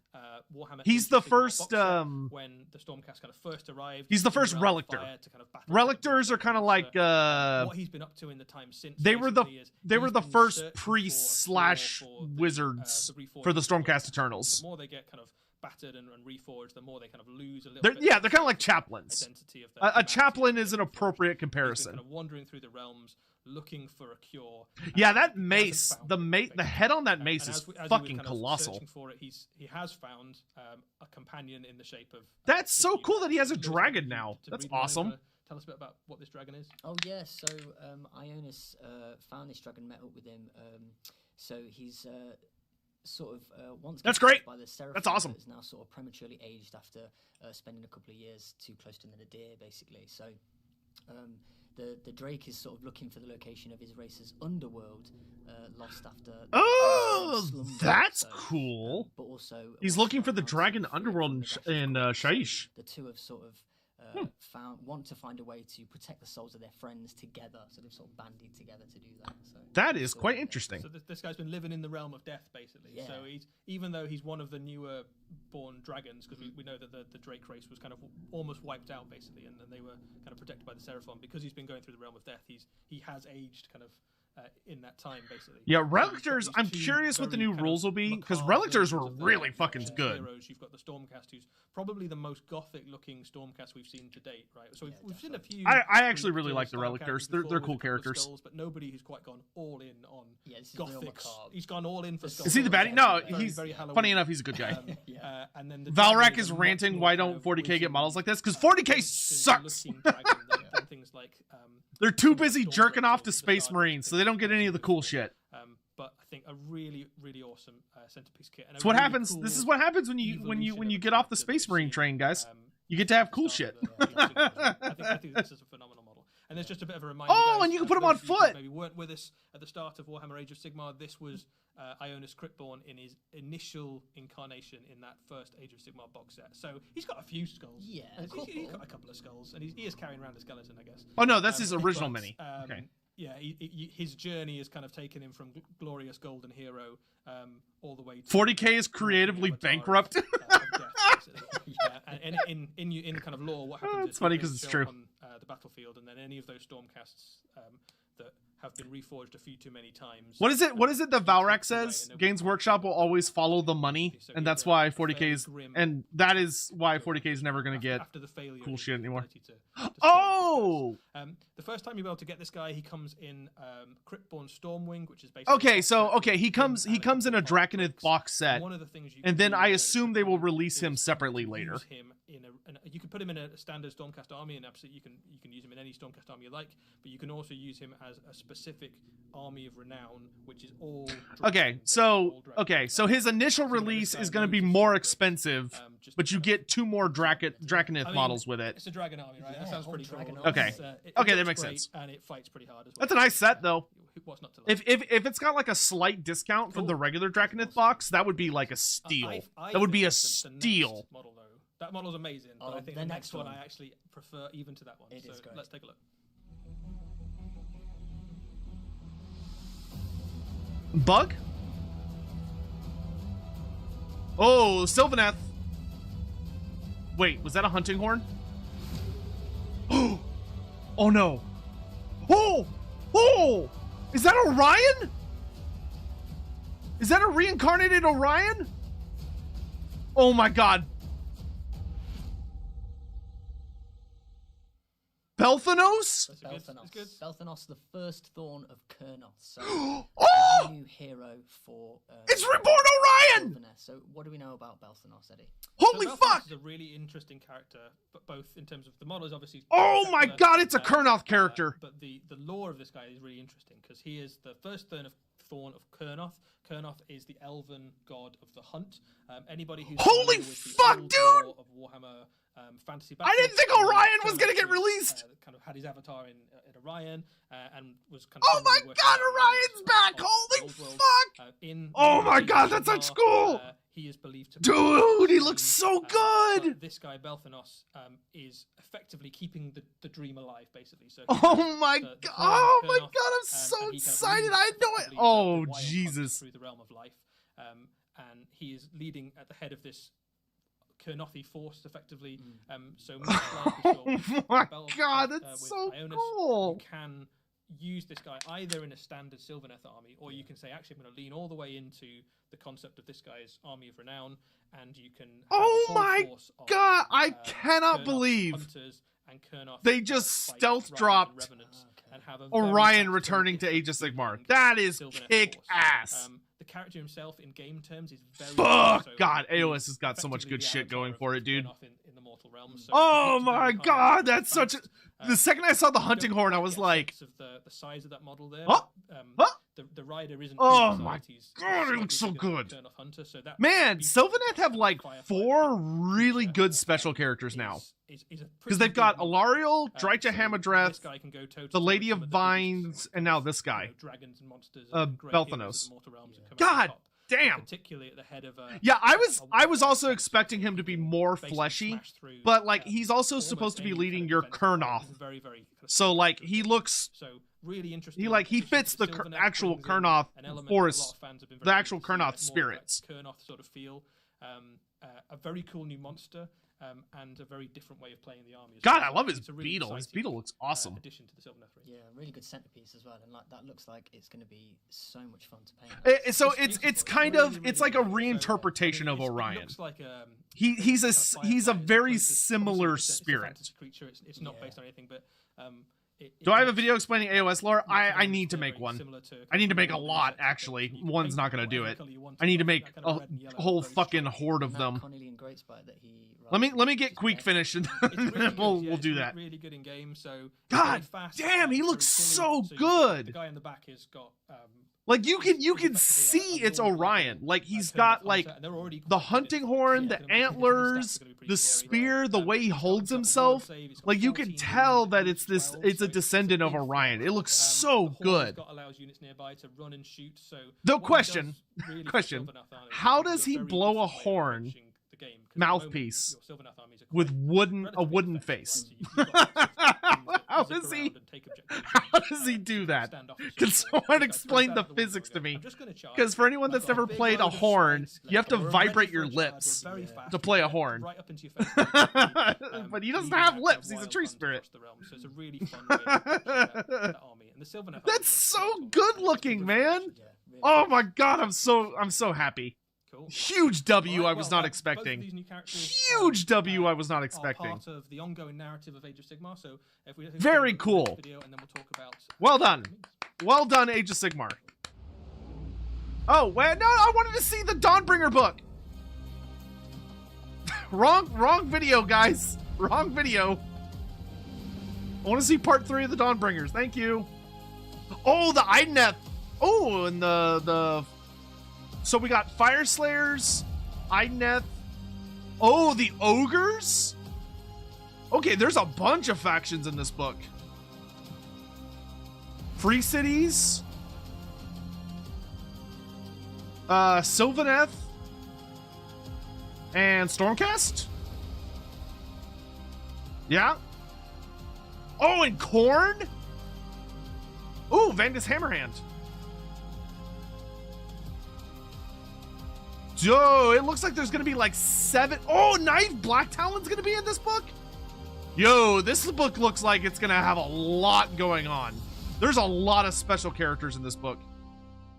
And That's the 7 sneaky, factions. Super sneaky little. That is teaser 7 there factions in for this you book. As well, that just popped in before the. We'll get to it, don't worry. Yeah, we'll get to that bit. Just before Dawnbringers Book 3, The Long Hunt. So this continues the story of the Dawnbringer Crusades as the forces of order clash with a vast. Has anybody in chat So read book where are 2 we yet? up to Is it in good? terms of sort of the Dawnbringer Like, does anything good happen in book Yeah, so 2? I'll try not to spoil too much. Oh, of yeah, that. of course. What is this So, book? I mean, This is Fundamentally, part 3 of the Dawnbringers ongoing is Age of about Sigmar Twin Tales storyline. Crusade of, So book 1, which I have, Age of which was Sigmar, pretty you've got bad, two actually. Forces that are kind of, Book 1 was very moving underwhelming. into the realm of fire and Oh, the it's realm of light, good. and, Okay, okay. they're People coming in up chat with seem all to sorts think it's of pretty good. Enemies and kind of trying to overcome them. Recently, they've just bumped into a vast marauding horde of Troggoths, Yes. led by the Troggoth King. Dude, and man, now they Age of find Sigmar. themselves attacked in one realm. by It's the forces very of rare Khorne, AOS does not which come in is with a W, the which is original great. Nemesis, basically, of the Stormcast in their very first battles. in Age of AOS Sigmar. is And anime the other realm, Warhammer. I they're don't up dig the against, aesthetics. a marauding band of Okay, I don't agree with that, but I understand your criticism and you're entitled to your opinion. So a lot of these are using rules from putting into Age of Sigmar lots of the things. we've Book seen 2 has in- King Broad versus Gardas. Holy fuck. so Man, for Gardas gets example, to show up here's again? Wow, your, good for Gardas. Your Gorger force. Oh, you can new have- Gorger you can have rules. Army of Renown. You can have an entire force of butchers and gorgers with the maw pit at the center of your army. And what this basically lets you do is, if you really like those Dude, the gorger Maw butchers, Pit, which the fact that the Maw Pit can be used in regular ogre armies is such a fucking huge W. make an Because the entire Maw force Pit is such a these badass weapons, terrain piece. um, So the fact that the ogres can just use that as a regular mini is so good. And the new Gorgers are like, mwah! Ah, they're so good. So good. I'm able to throw and kick things into that. Sheriff, You I have to can you've got agree the, that a lot of uh, Age of all Sigmar sorts of minis are very battlefield. busy. That's a fair nearby. criticism. You can throw enemy throw models, basically enemy models, into the pit. That's all I needed to know. The other thing that's quite fun about the Maw pits in Age of Sigmar specifically is that usually Put your hand in it. you can smash Yeah, your hand. Yeah. applications, and you can do that, but if you fail to roll, Can you move the Maw pit? I don't think. Oh, wait. Are you asking, can I move so you can see the Maw pit? Or are you asking, can the Maw pit itself move around? Because the Maw pit, I believe on the game, it can't move. It's a terrain piece, so you put it down and it's there. That's good fun. For the game. The book also has Belthanos and Ionis and a few other kind of key characters. No, the old world, I'm pretty sure the old world is going to be saved until the end. I love the new Fire Slayers are like so fucking god tier. Oh, LAWhammer. New stuff for the LAWhammer Fire Slayers. Or the Fire Lodge. These flame keepers looking after their kindle drafts. Once per turn, you pick a Flame Seekers within 6. They can hitch a lift on your magma drop. You can have all your Fire Slayers do a backpack ride on the magma drops. It's really funny. I love the baby magma droth. The baby magma droth is probably one of my favorite like animal minis that they've made. I really want to get one. Maybe I kind of want to get one for my. If I end up playing a character that can have a pet in my Rime of the Frost Maiden campaign, then I'm going to be starting up soon or playing in soon. Getting one of these as a pet would be really cool. A lot of destruction stuff in the last one for book 2. There's a lot of stuff for the Forces of Order. But in this book. honestly, this kit is one of my favorites because it finally gave us female dwarf fighters, which have been sorely needed in my opinion because dwarf ladies are awesome. So the fact that they're finally getting that we finally got lady dwarfs kicking ass it makes me happy. They don't just go, here's a new character, isn't that nice? You go, he shows up and he has a moment to shine basically. Looks like he's gonna face off against the Bloodthirster and do some cool stuff there. Now you want to have Total War Age of Sigmar? It'll happen in like we had a little bit of a 15 years. But it'll happen. All right, so this is probably what's it called? Kill Team. Yeah. So this one is supposed to be pretty hype. Are those Kroot?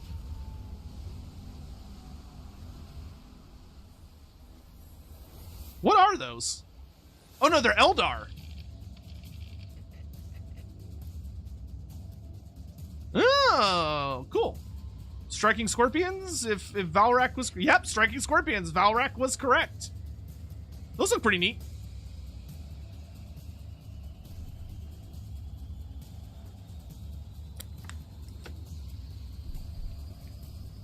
I didn't know the Eldar had chainswords.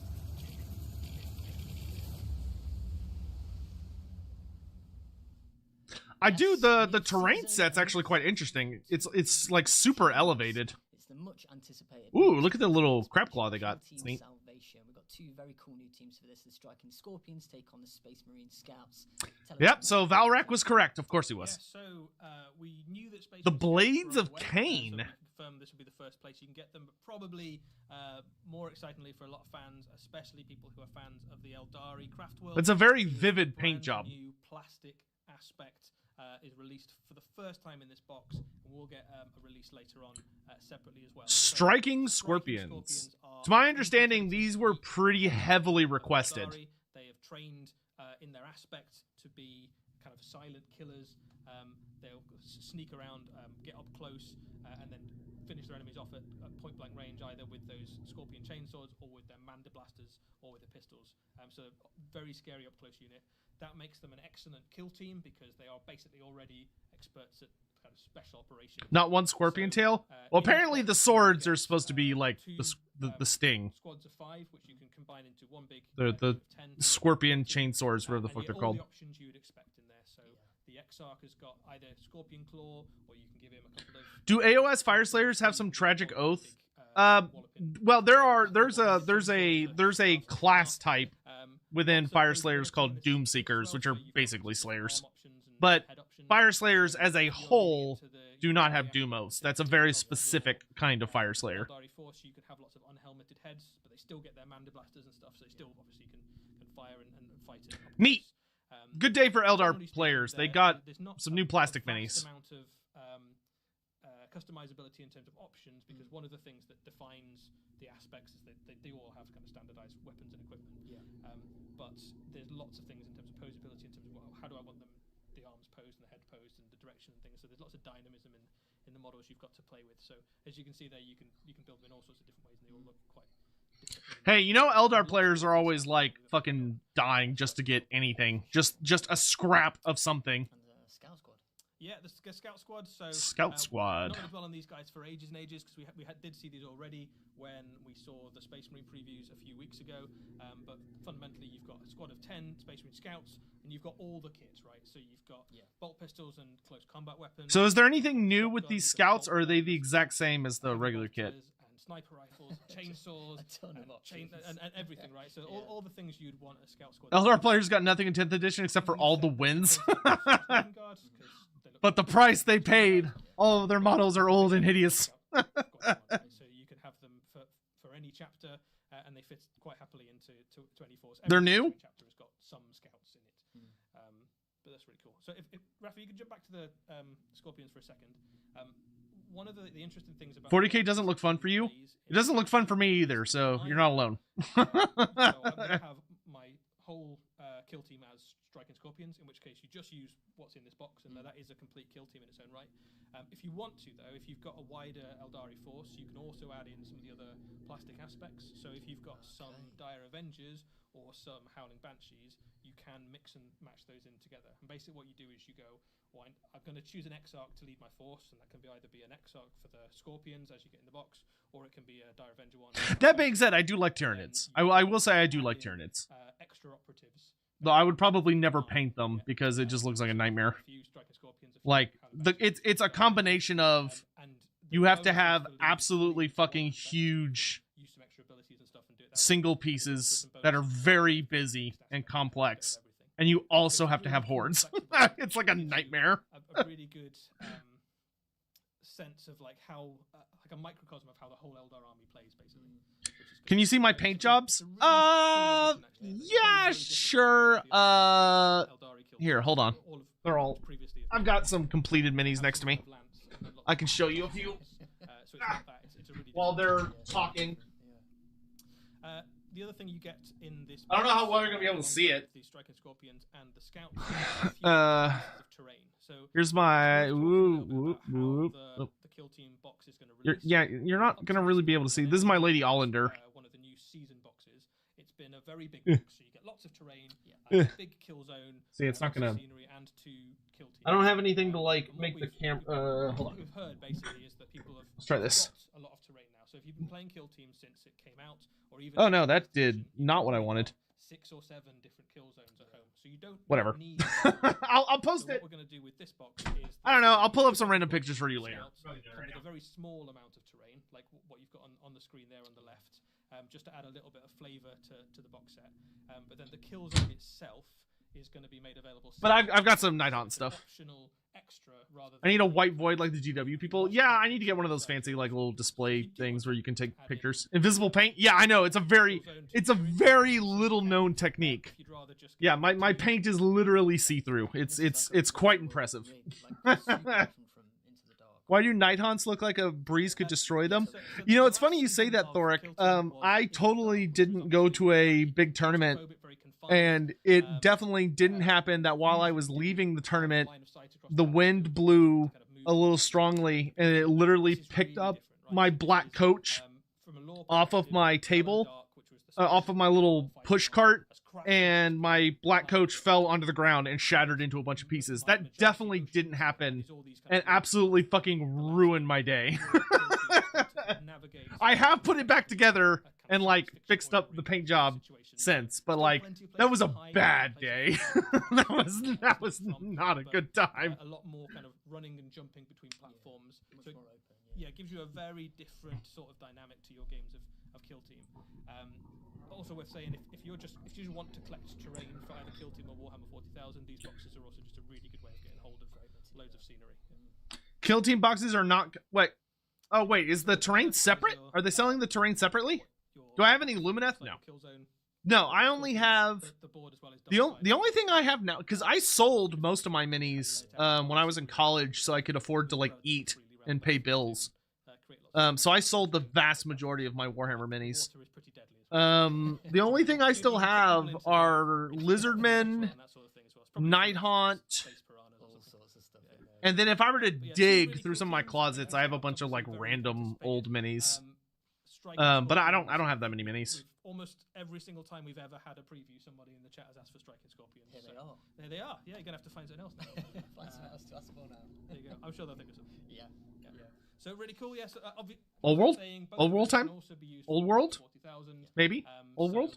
Another step towards old world. Having all of those aspects available in plastic. Old world. And then, Space Marine Scouts have been redone in old world with things like your Black Templar Neophytes.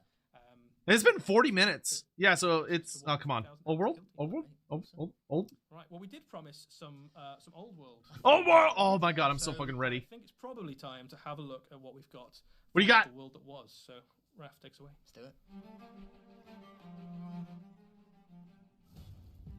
Ooh.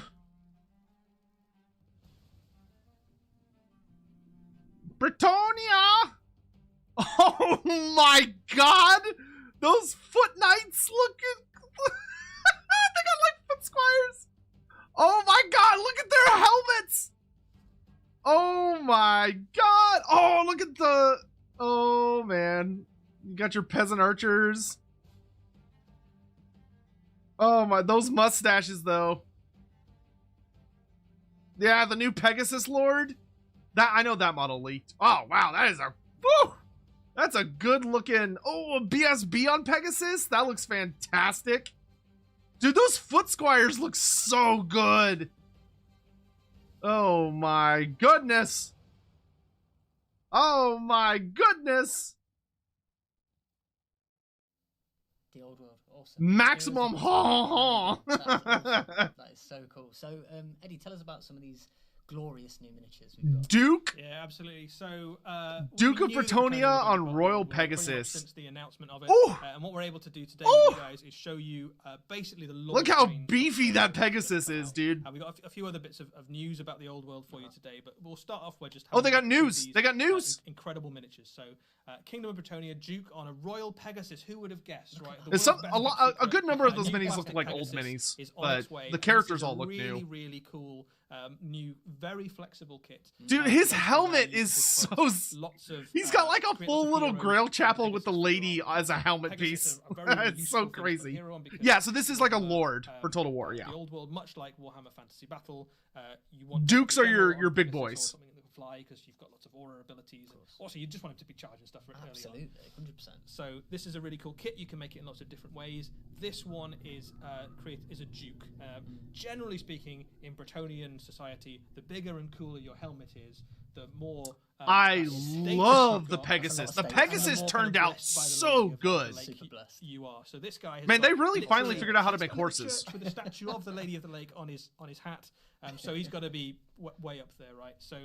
Oh my god, you can see his eyes through the helmet. Oh my lord. His heraldry, his kind of that quartered black and red with the axe, has been That's applied a pissed off the looking entire steed. Range for the old world army for Brettonian. So this is the guy who has kind of inspired that across the rest of the force. The Pegasus itself is a beautiful sculpt. Maybe just jump back for a second there, Raph, so you can kind of take in the I love how big it is. That looks like a good 50mm base. Really, really dynamic, cool. You've got some options there on the horse as well, but it's it almost looks like a kind of statue of a hero that you'd find in a town square or something. Yeah, the lance is very nice. Living and breathing and leading the charge of the Brettonian forces. So really, really cool miniature, all plastic. And with it's plastic. This is one of the other ways you can build it. So, you see a few different. That Baron though. Ooh, that paint job. Different head on the character. Different. Dude, it's plastic. It's not. It's not resin. It's a plastic kit. Like your common or garden hero for Brettonian. The Duke is your kind of general or prince. Or Barons. Okay, so Baron is the new name for I guess a still paladin. A very competent fighter. But you can see his hat's not as impressive. So you know, he's got a squat hat. It's not quite as much. Still a hat nonetheless. He's still got a big hat. His horse isn't white either. So it's probably, oh my god, it looks so good. But yeah, it looks so good. Different ways. There's another way you can build it as well, which is as a battle standard bearer. Oh, the banner! It's so big. Like Warhammer Fantasy, super It's important thick, for your army, just like I like it. Particularly for Brettonians, because they give you your kind of rallying point for the force, and they give you some bonuses to combat. Oh, magic that's a powers on them, thick all sorts of banner. stuff like that. And this is Oh, allowing you baby. to put a battle standard on a Pegasus, which is one of the best places for it. Basically. Dude, this is a kick-ass kit. Show it off. You've got it where you want it to go to. Not quite sure how you fly with a standard, but it's probably magic, so don't worry too much about it. Easy peasy. That is a beautiful kit. It's got so many good really, options. Really cool miniature. Really flexible. I think Good job. you are almost guaranteed to Good see job. some of these for in Golden Demon and painting competitions and things like that, because the model is phenomenal. It's really cool. And not every knight is rich enough to afford a Pegasus. That's right. Not every knight can afford a Pegasus or even Foot a horse. Knights! So one of the Foot things that we Knights! have been Look at kind of those talked about axes, in the lore of dude. Brettonian for a very long time, but never manifested as a miniature or a unit until this point. Oh, Knight of the baby. Realm on foot. So a Knight of the Realm is your is the most common type of knight in Brettonian. It means that somebody who's gone on their errantry quest. They look they've so achieved good, a dude. knightly deed of some sort. That might be They slaying, look so a good. small monster Dude, or even if you're just playing something D&D, down just the getting depth like one of these guys, and you become a knight. like especially this guy like Probably right got here on so the it forward keeps left, it like what a Bretonnia, badass and you mini, are, dude. Honor bound to protect the peasants around it, and if your king or your duke or your baron calls you, Hopefully they have fight, different weapon on options, crusade, basically. not just axes. The Knights of the Realm, many of them have horses, but not everyone will be rich enough to afford a horse, or perhaps their horse has been slain and they want to continue on fighting. So Knights of the Realm on foot is a brand new unit with a couple of options. You can either give them these great two-handed poleaxes, or you can give them sword and shield. There you go. This is a really There we go. all of the sword fences and board separate, and lots of the armor sword and separate. board and heavy armor. You've got loads of Whew. different opportunities to kind of make these models your own. Oh baby, And really like all the you can helmets. see The helmets are story kind of fantastic. told in each one of these This guy's characters. the musician's got a fucking Yeah, Christmas ornament for a as hat. Knight of Bretonnia, whatever your particular. Oh, they look whatever so your good. errantry quest was, which They you look got, so I'm gonna do that. good. Obviously, you gotta be royal or kind Oh. of, noble before you can. Oh. Be but once you'd say, "I'm gonna go off and be a knight," your I heraldry love is, the Knights of Realm on foot. depicted by whatever Knights of the your- Realm on foot. Whatever it was you achieved. Beautiful. So if you slayed a particular Beautiful. monster, maybe that manifests, or if you rescued something, or protected something, or worked alongside a crusade or something like that, that's manifested through your heraldry. And all of Why those does he have different so many specials and locks on the trinkets and banner? things like that can tell a It little looks like one of story those your, bridges where you have all those people that knightly like they put a lock house. about like how they're gonna stay in a relationship or whatever. There's lots of other lovely details on there as well. So this is the standard and the champion for that unit. Woo! The Old standard world again, looking you've got, sexy. Lady of the Lake, who's like a recurring deity of the Brettonian forces. Kind of a lovely little shrine there with lots of little keys. So kind of the storytelling through these miniatures is top notch. Yeah. Really, really lovely kits though. Really flexible kit as well, so you get quite a few spare bits. So if you've got some of the other Brettonian plastics, we'll have a look at some of those in a little bit. No, I believe these guys are plastic as well. But if you've got some, I think plastic only backs the as well, like if you want to the kind of mix big in some of the characters helmets are going to be and resin. you've got loads of spare arms and helmets and shields and things like that, so you can. But yeah, these really guys are customize the plastic. breadth of your force. We're going to go through some of the plastics that are returning and show you some of those. Okay, so returning Knights of the kits. Realm, very kind of the most common unit. The kind of Honestly, the they still archetypal the unit for horses Bretonnia. look a little This is a jank, returning but plastic otherwise kit. not a This is the you know they've it's the aged archetypal relatively as well. The horses are a little You can jank. mix and match this with but your, not foot not knights too bad. if you wanted to. So they're on their way back too in lance formation, obviously. Pegasus Knights, Classic- they're on their way back as well. So Classic you've got Pegasus some brand Knights. new Pegasus characters, which you can build up in loads of different ways, and you can put some Pegasus Knights alongside them too. These are kind of as you'd expect, enormous flying heavy cavalry. that flight can stands. smash straight Ugh. through enemy skirmishes and things like that. Harry enemy flanks, that sort of thing. And then at the other end of the spectrum of The men at arms we've still look seen great. things like the Lords The men at and, arms, the men Mounted at arms have Knights. You've got the aged peasants and the men at wonderfully. arms. So these are He's got the lowest of the frogs low with in sticks Bretonnian up their society, butts. Really, they are He's the literally farmhands got and, some fruit frogs that he has castles. impaled ass They're first. not of noble birth, but For the his- knights for his very drums. generously provide them with The peasants actually some still look level pretty of good. training, and they've got kind of hand-me-down spears and shields and things like that. So this is a returning kit for Brettonian, but this is kind of we get to see them again, which is pretty cool. Yeah. And then peasant Peasant bowmen, bowmen, and they still have their. against When are you peasants. going to give us these, Total War? Fairly well trained. Where are actually, my but fucking lots of, whatever peasants these in are called? Bretonnia Stakes. Need to look after their farms, For my and peasants. homelands. Why can't I deploy Many stakes? I different could do tactics it for in longbow. Shogun 2. Let me do it in It's a Total fairly War. competent ranged unit. If you are a Knight of Bretonnia, it is against your knightly code to use missile weapons of any sort, so you're not allowed to have a crossbow or a longbow or anything like that. So they rely on the peasants to give them a little bit of help. Not that they would ever admit that they need help No, as a of Knight course of not. Bretonnia, but sometimes they bring the peasants along to Palisades, to see yes. the world, really. I love the frogs there as well. That's such a Oh, yeah, nice Raph, we're gonna- touch. Field Trebuchet. On the stakes, just with the drummer there on the left hand side. That is brilliant. Yeah, there is a recurring motif for the peasant command groups where they have a couple of frogs on sticks, Yeah. which they use to bang the drums. That is great. There is traditionally the wizards of Bretonnia, the damsels, occasionally turn their enemies into frogs. So my theory is that those frogs may be the people within the who've angered the Bretonnian damsel of the army in some way, Become a shape, or form, drumstick. and been turned into a frog. Yeah, it's a pretty grim. Turning into a frog is bad enough, and then being turned into a drumstick is a pretty. It's worse. I can't imagine you last very long Absolutely as a frog not. drumstick. No, but no way. there we go. With the field trebuchet for Bretonnia is returning as well. So Field trebuchet this still looks good. Originally was a metal kit. If you ever had the joy of building this as a metal kit, you'll know it was not the most fun to build as a metal kit. It's been retooled and reworked in Forge World resin. Okay, so this it's is going to be. I will really say lovely, resin for this I think detail, is better than metal, because the much metal easier to put was together than awful. The metal version of the past. It was so But heavy a and really nasty to put great together. returning kit. Alongside this, you'll also see lots of returning metal kits, and for some of the other armies as well, some other things that have been kind of retooled into Forge World. Sadie, you want to go out? There's some great returning units, as well Sadie. as some really cool new here. plastics and some new resins for some of the different armies as well. So speaking of new resins, here are some of the resins that we've already know are on their way for Bretonnia. So we've got Yeah, they got all the Damsel and paladins. Unicorn at the center there. We've got a couple of battle standard bearers, and we've got questing. So these are the paladin resin on foot. kits that are new. We have a new resin model to show you as well. So this is the Handmaiden of the Lady. Ooh. This is your wizard, basically, for Bretonnian forces.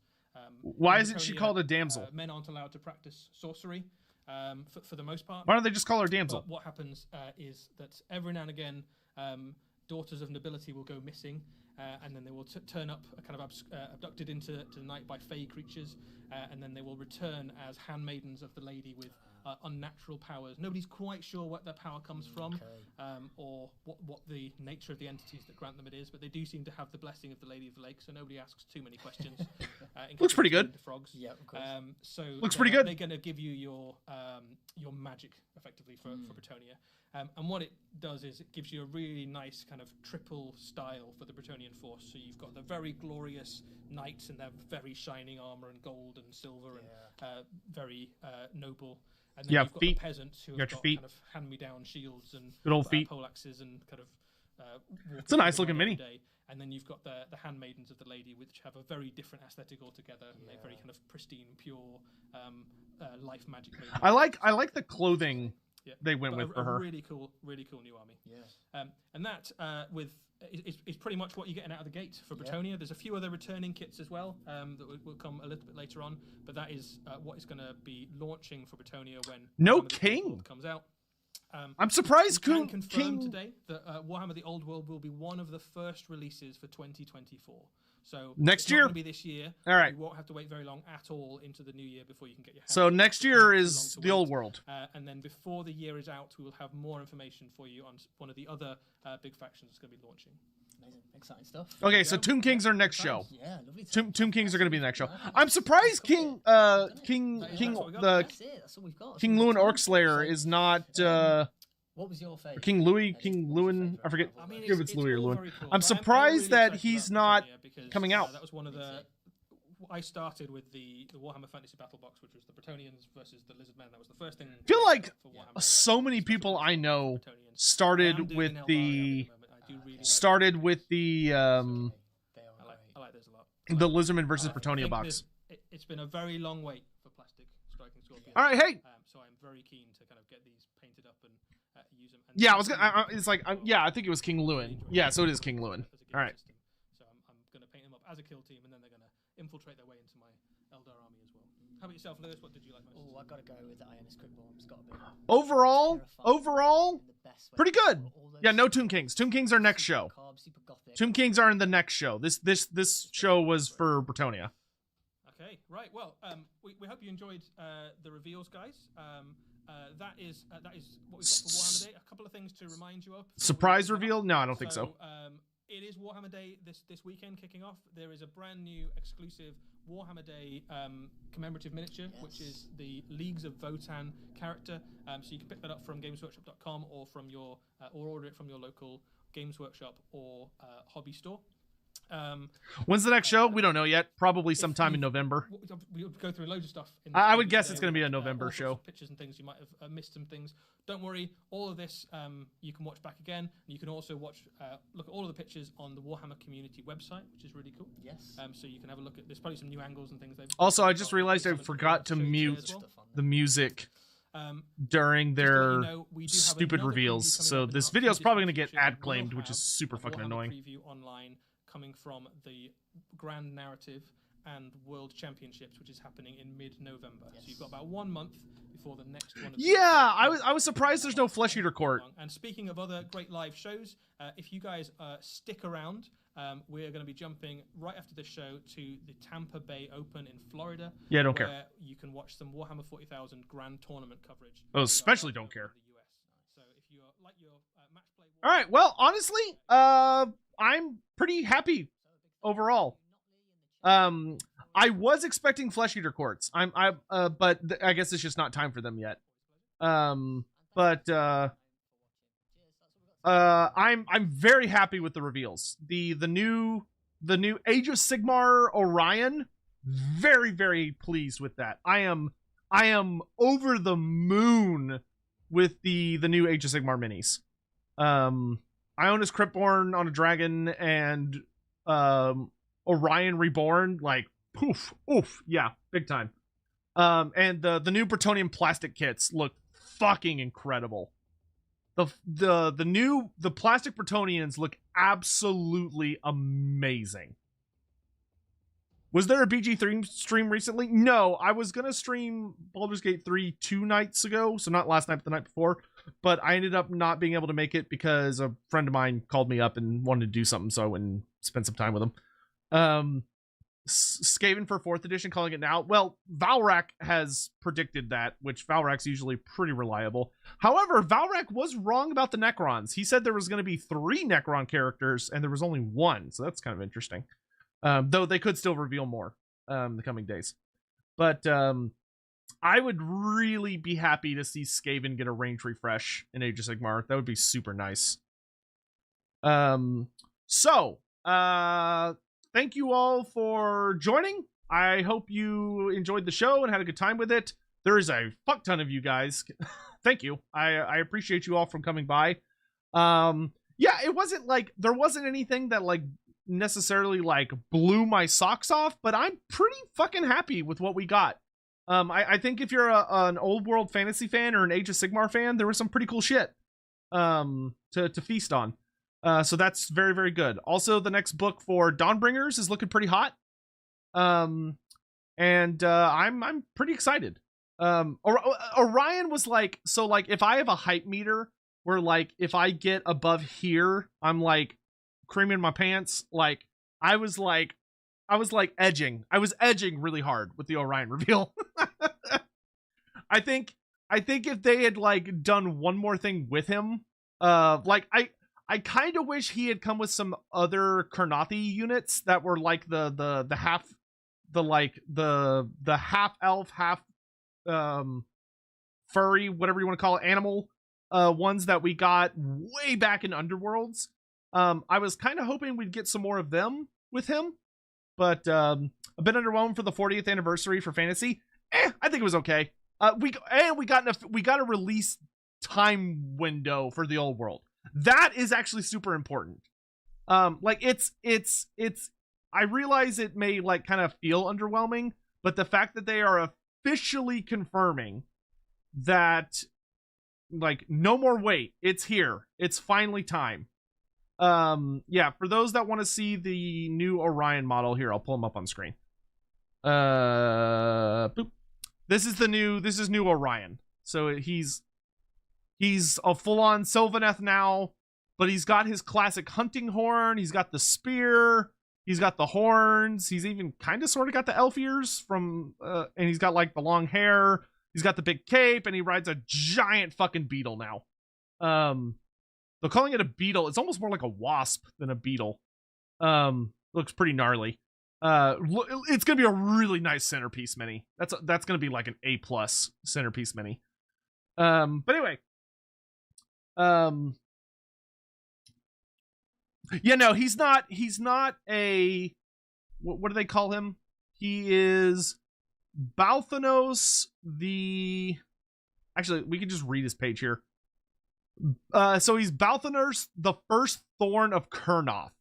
He's responsible for keeping the spirit of Kurnoth, the Sylvaneth god of the hunt, alive.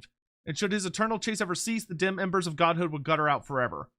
Balthanos is always at the fore of the evergreen hunt, sounding his warhorn from atop his carnelian great spite. This is more than just a big, brutish, and bellicose bug. The great spite is a manifestation of pure jade life magic and conveys Balthanos to his targets with vital haste and perfect coordination. So yeah, he's quite literally the embodiment of Kurnoth. So he's literally Orion. Like,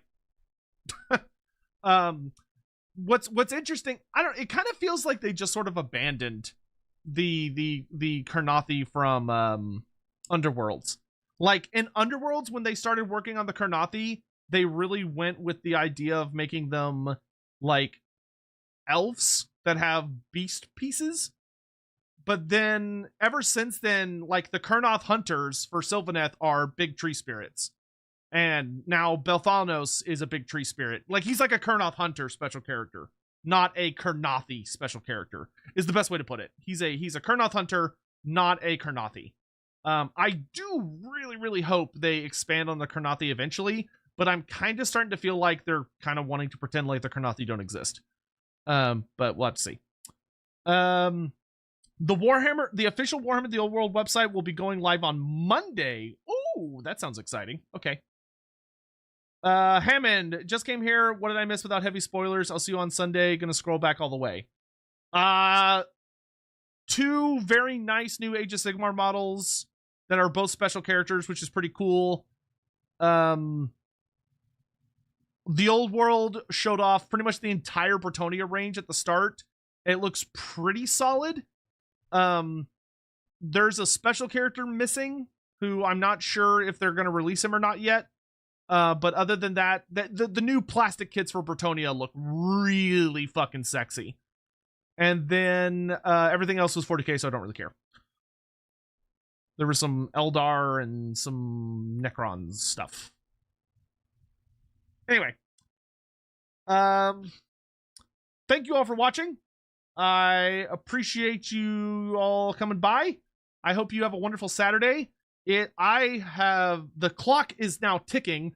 I've got to go take Sadie to the dog park so she can spend a lot of energy. And then I've got to go see my Saturday group for some more Cursed City. And we can hopefully get Rime of the Frost Maiden stuff up and going. So I've got to like figure out what kind of character I'm going to play and stuff. And I'm really excited for that. Because Saturdays are my go out and do thing days. So, and Hammond, thank you very much for the super chat, dude. I appreciate it. So, thank you all for joining. I hope you had a lovely day. I might, no promises, but I might live stream when I get home tonight. If I do, it's probably going to be the Durthu Total War campaign here on YouTube. But it won't be until like quite late. But more than likely, by the time I get home, I'm going to be exhausted. So that's probably not going to happen. So more than likely, I will be streaming tomorrow. And it'll be here on YouTube, my Durthu campaign. And then hopefully that evening, we can do some Baldur's Gate 3 over on Twitch. But please take care of yourselves. Love your faces very much. I appreciate y'all. Thank you for keeping me company and helping me money and life and stuff. And yeah, whatever. I'm talking in circles. Bye. See you guys later. I don't know what I'm doing.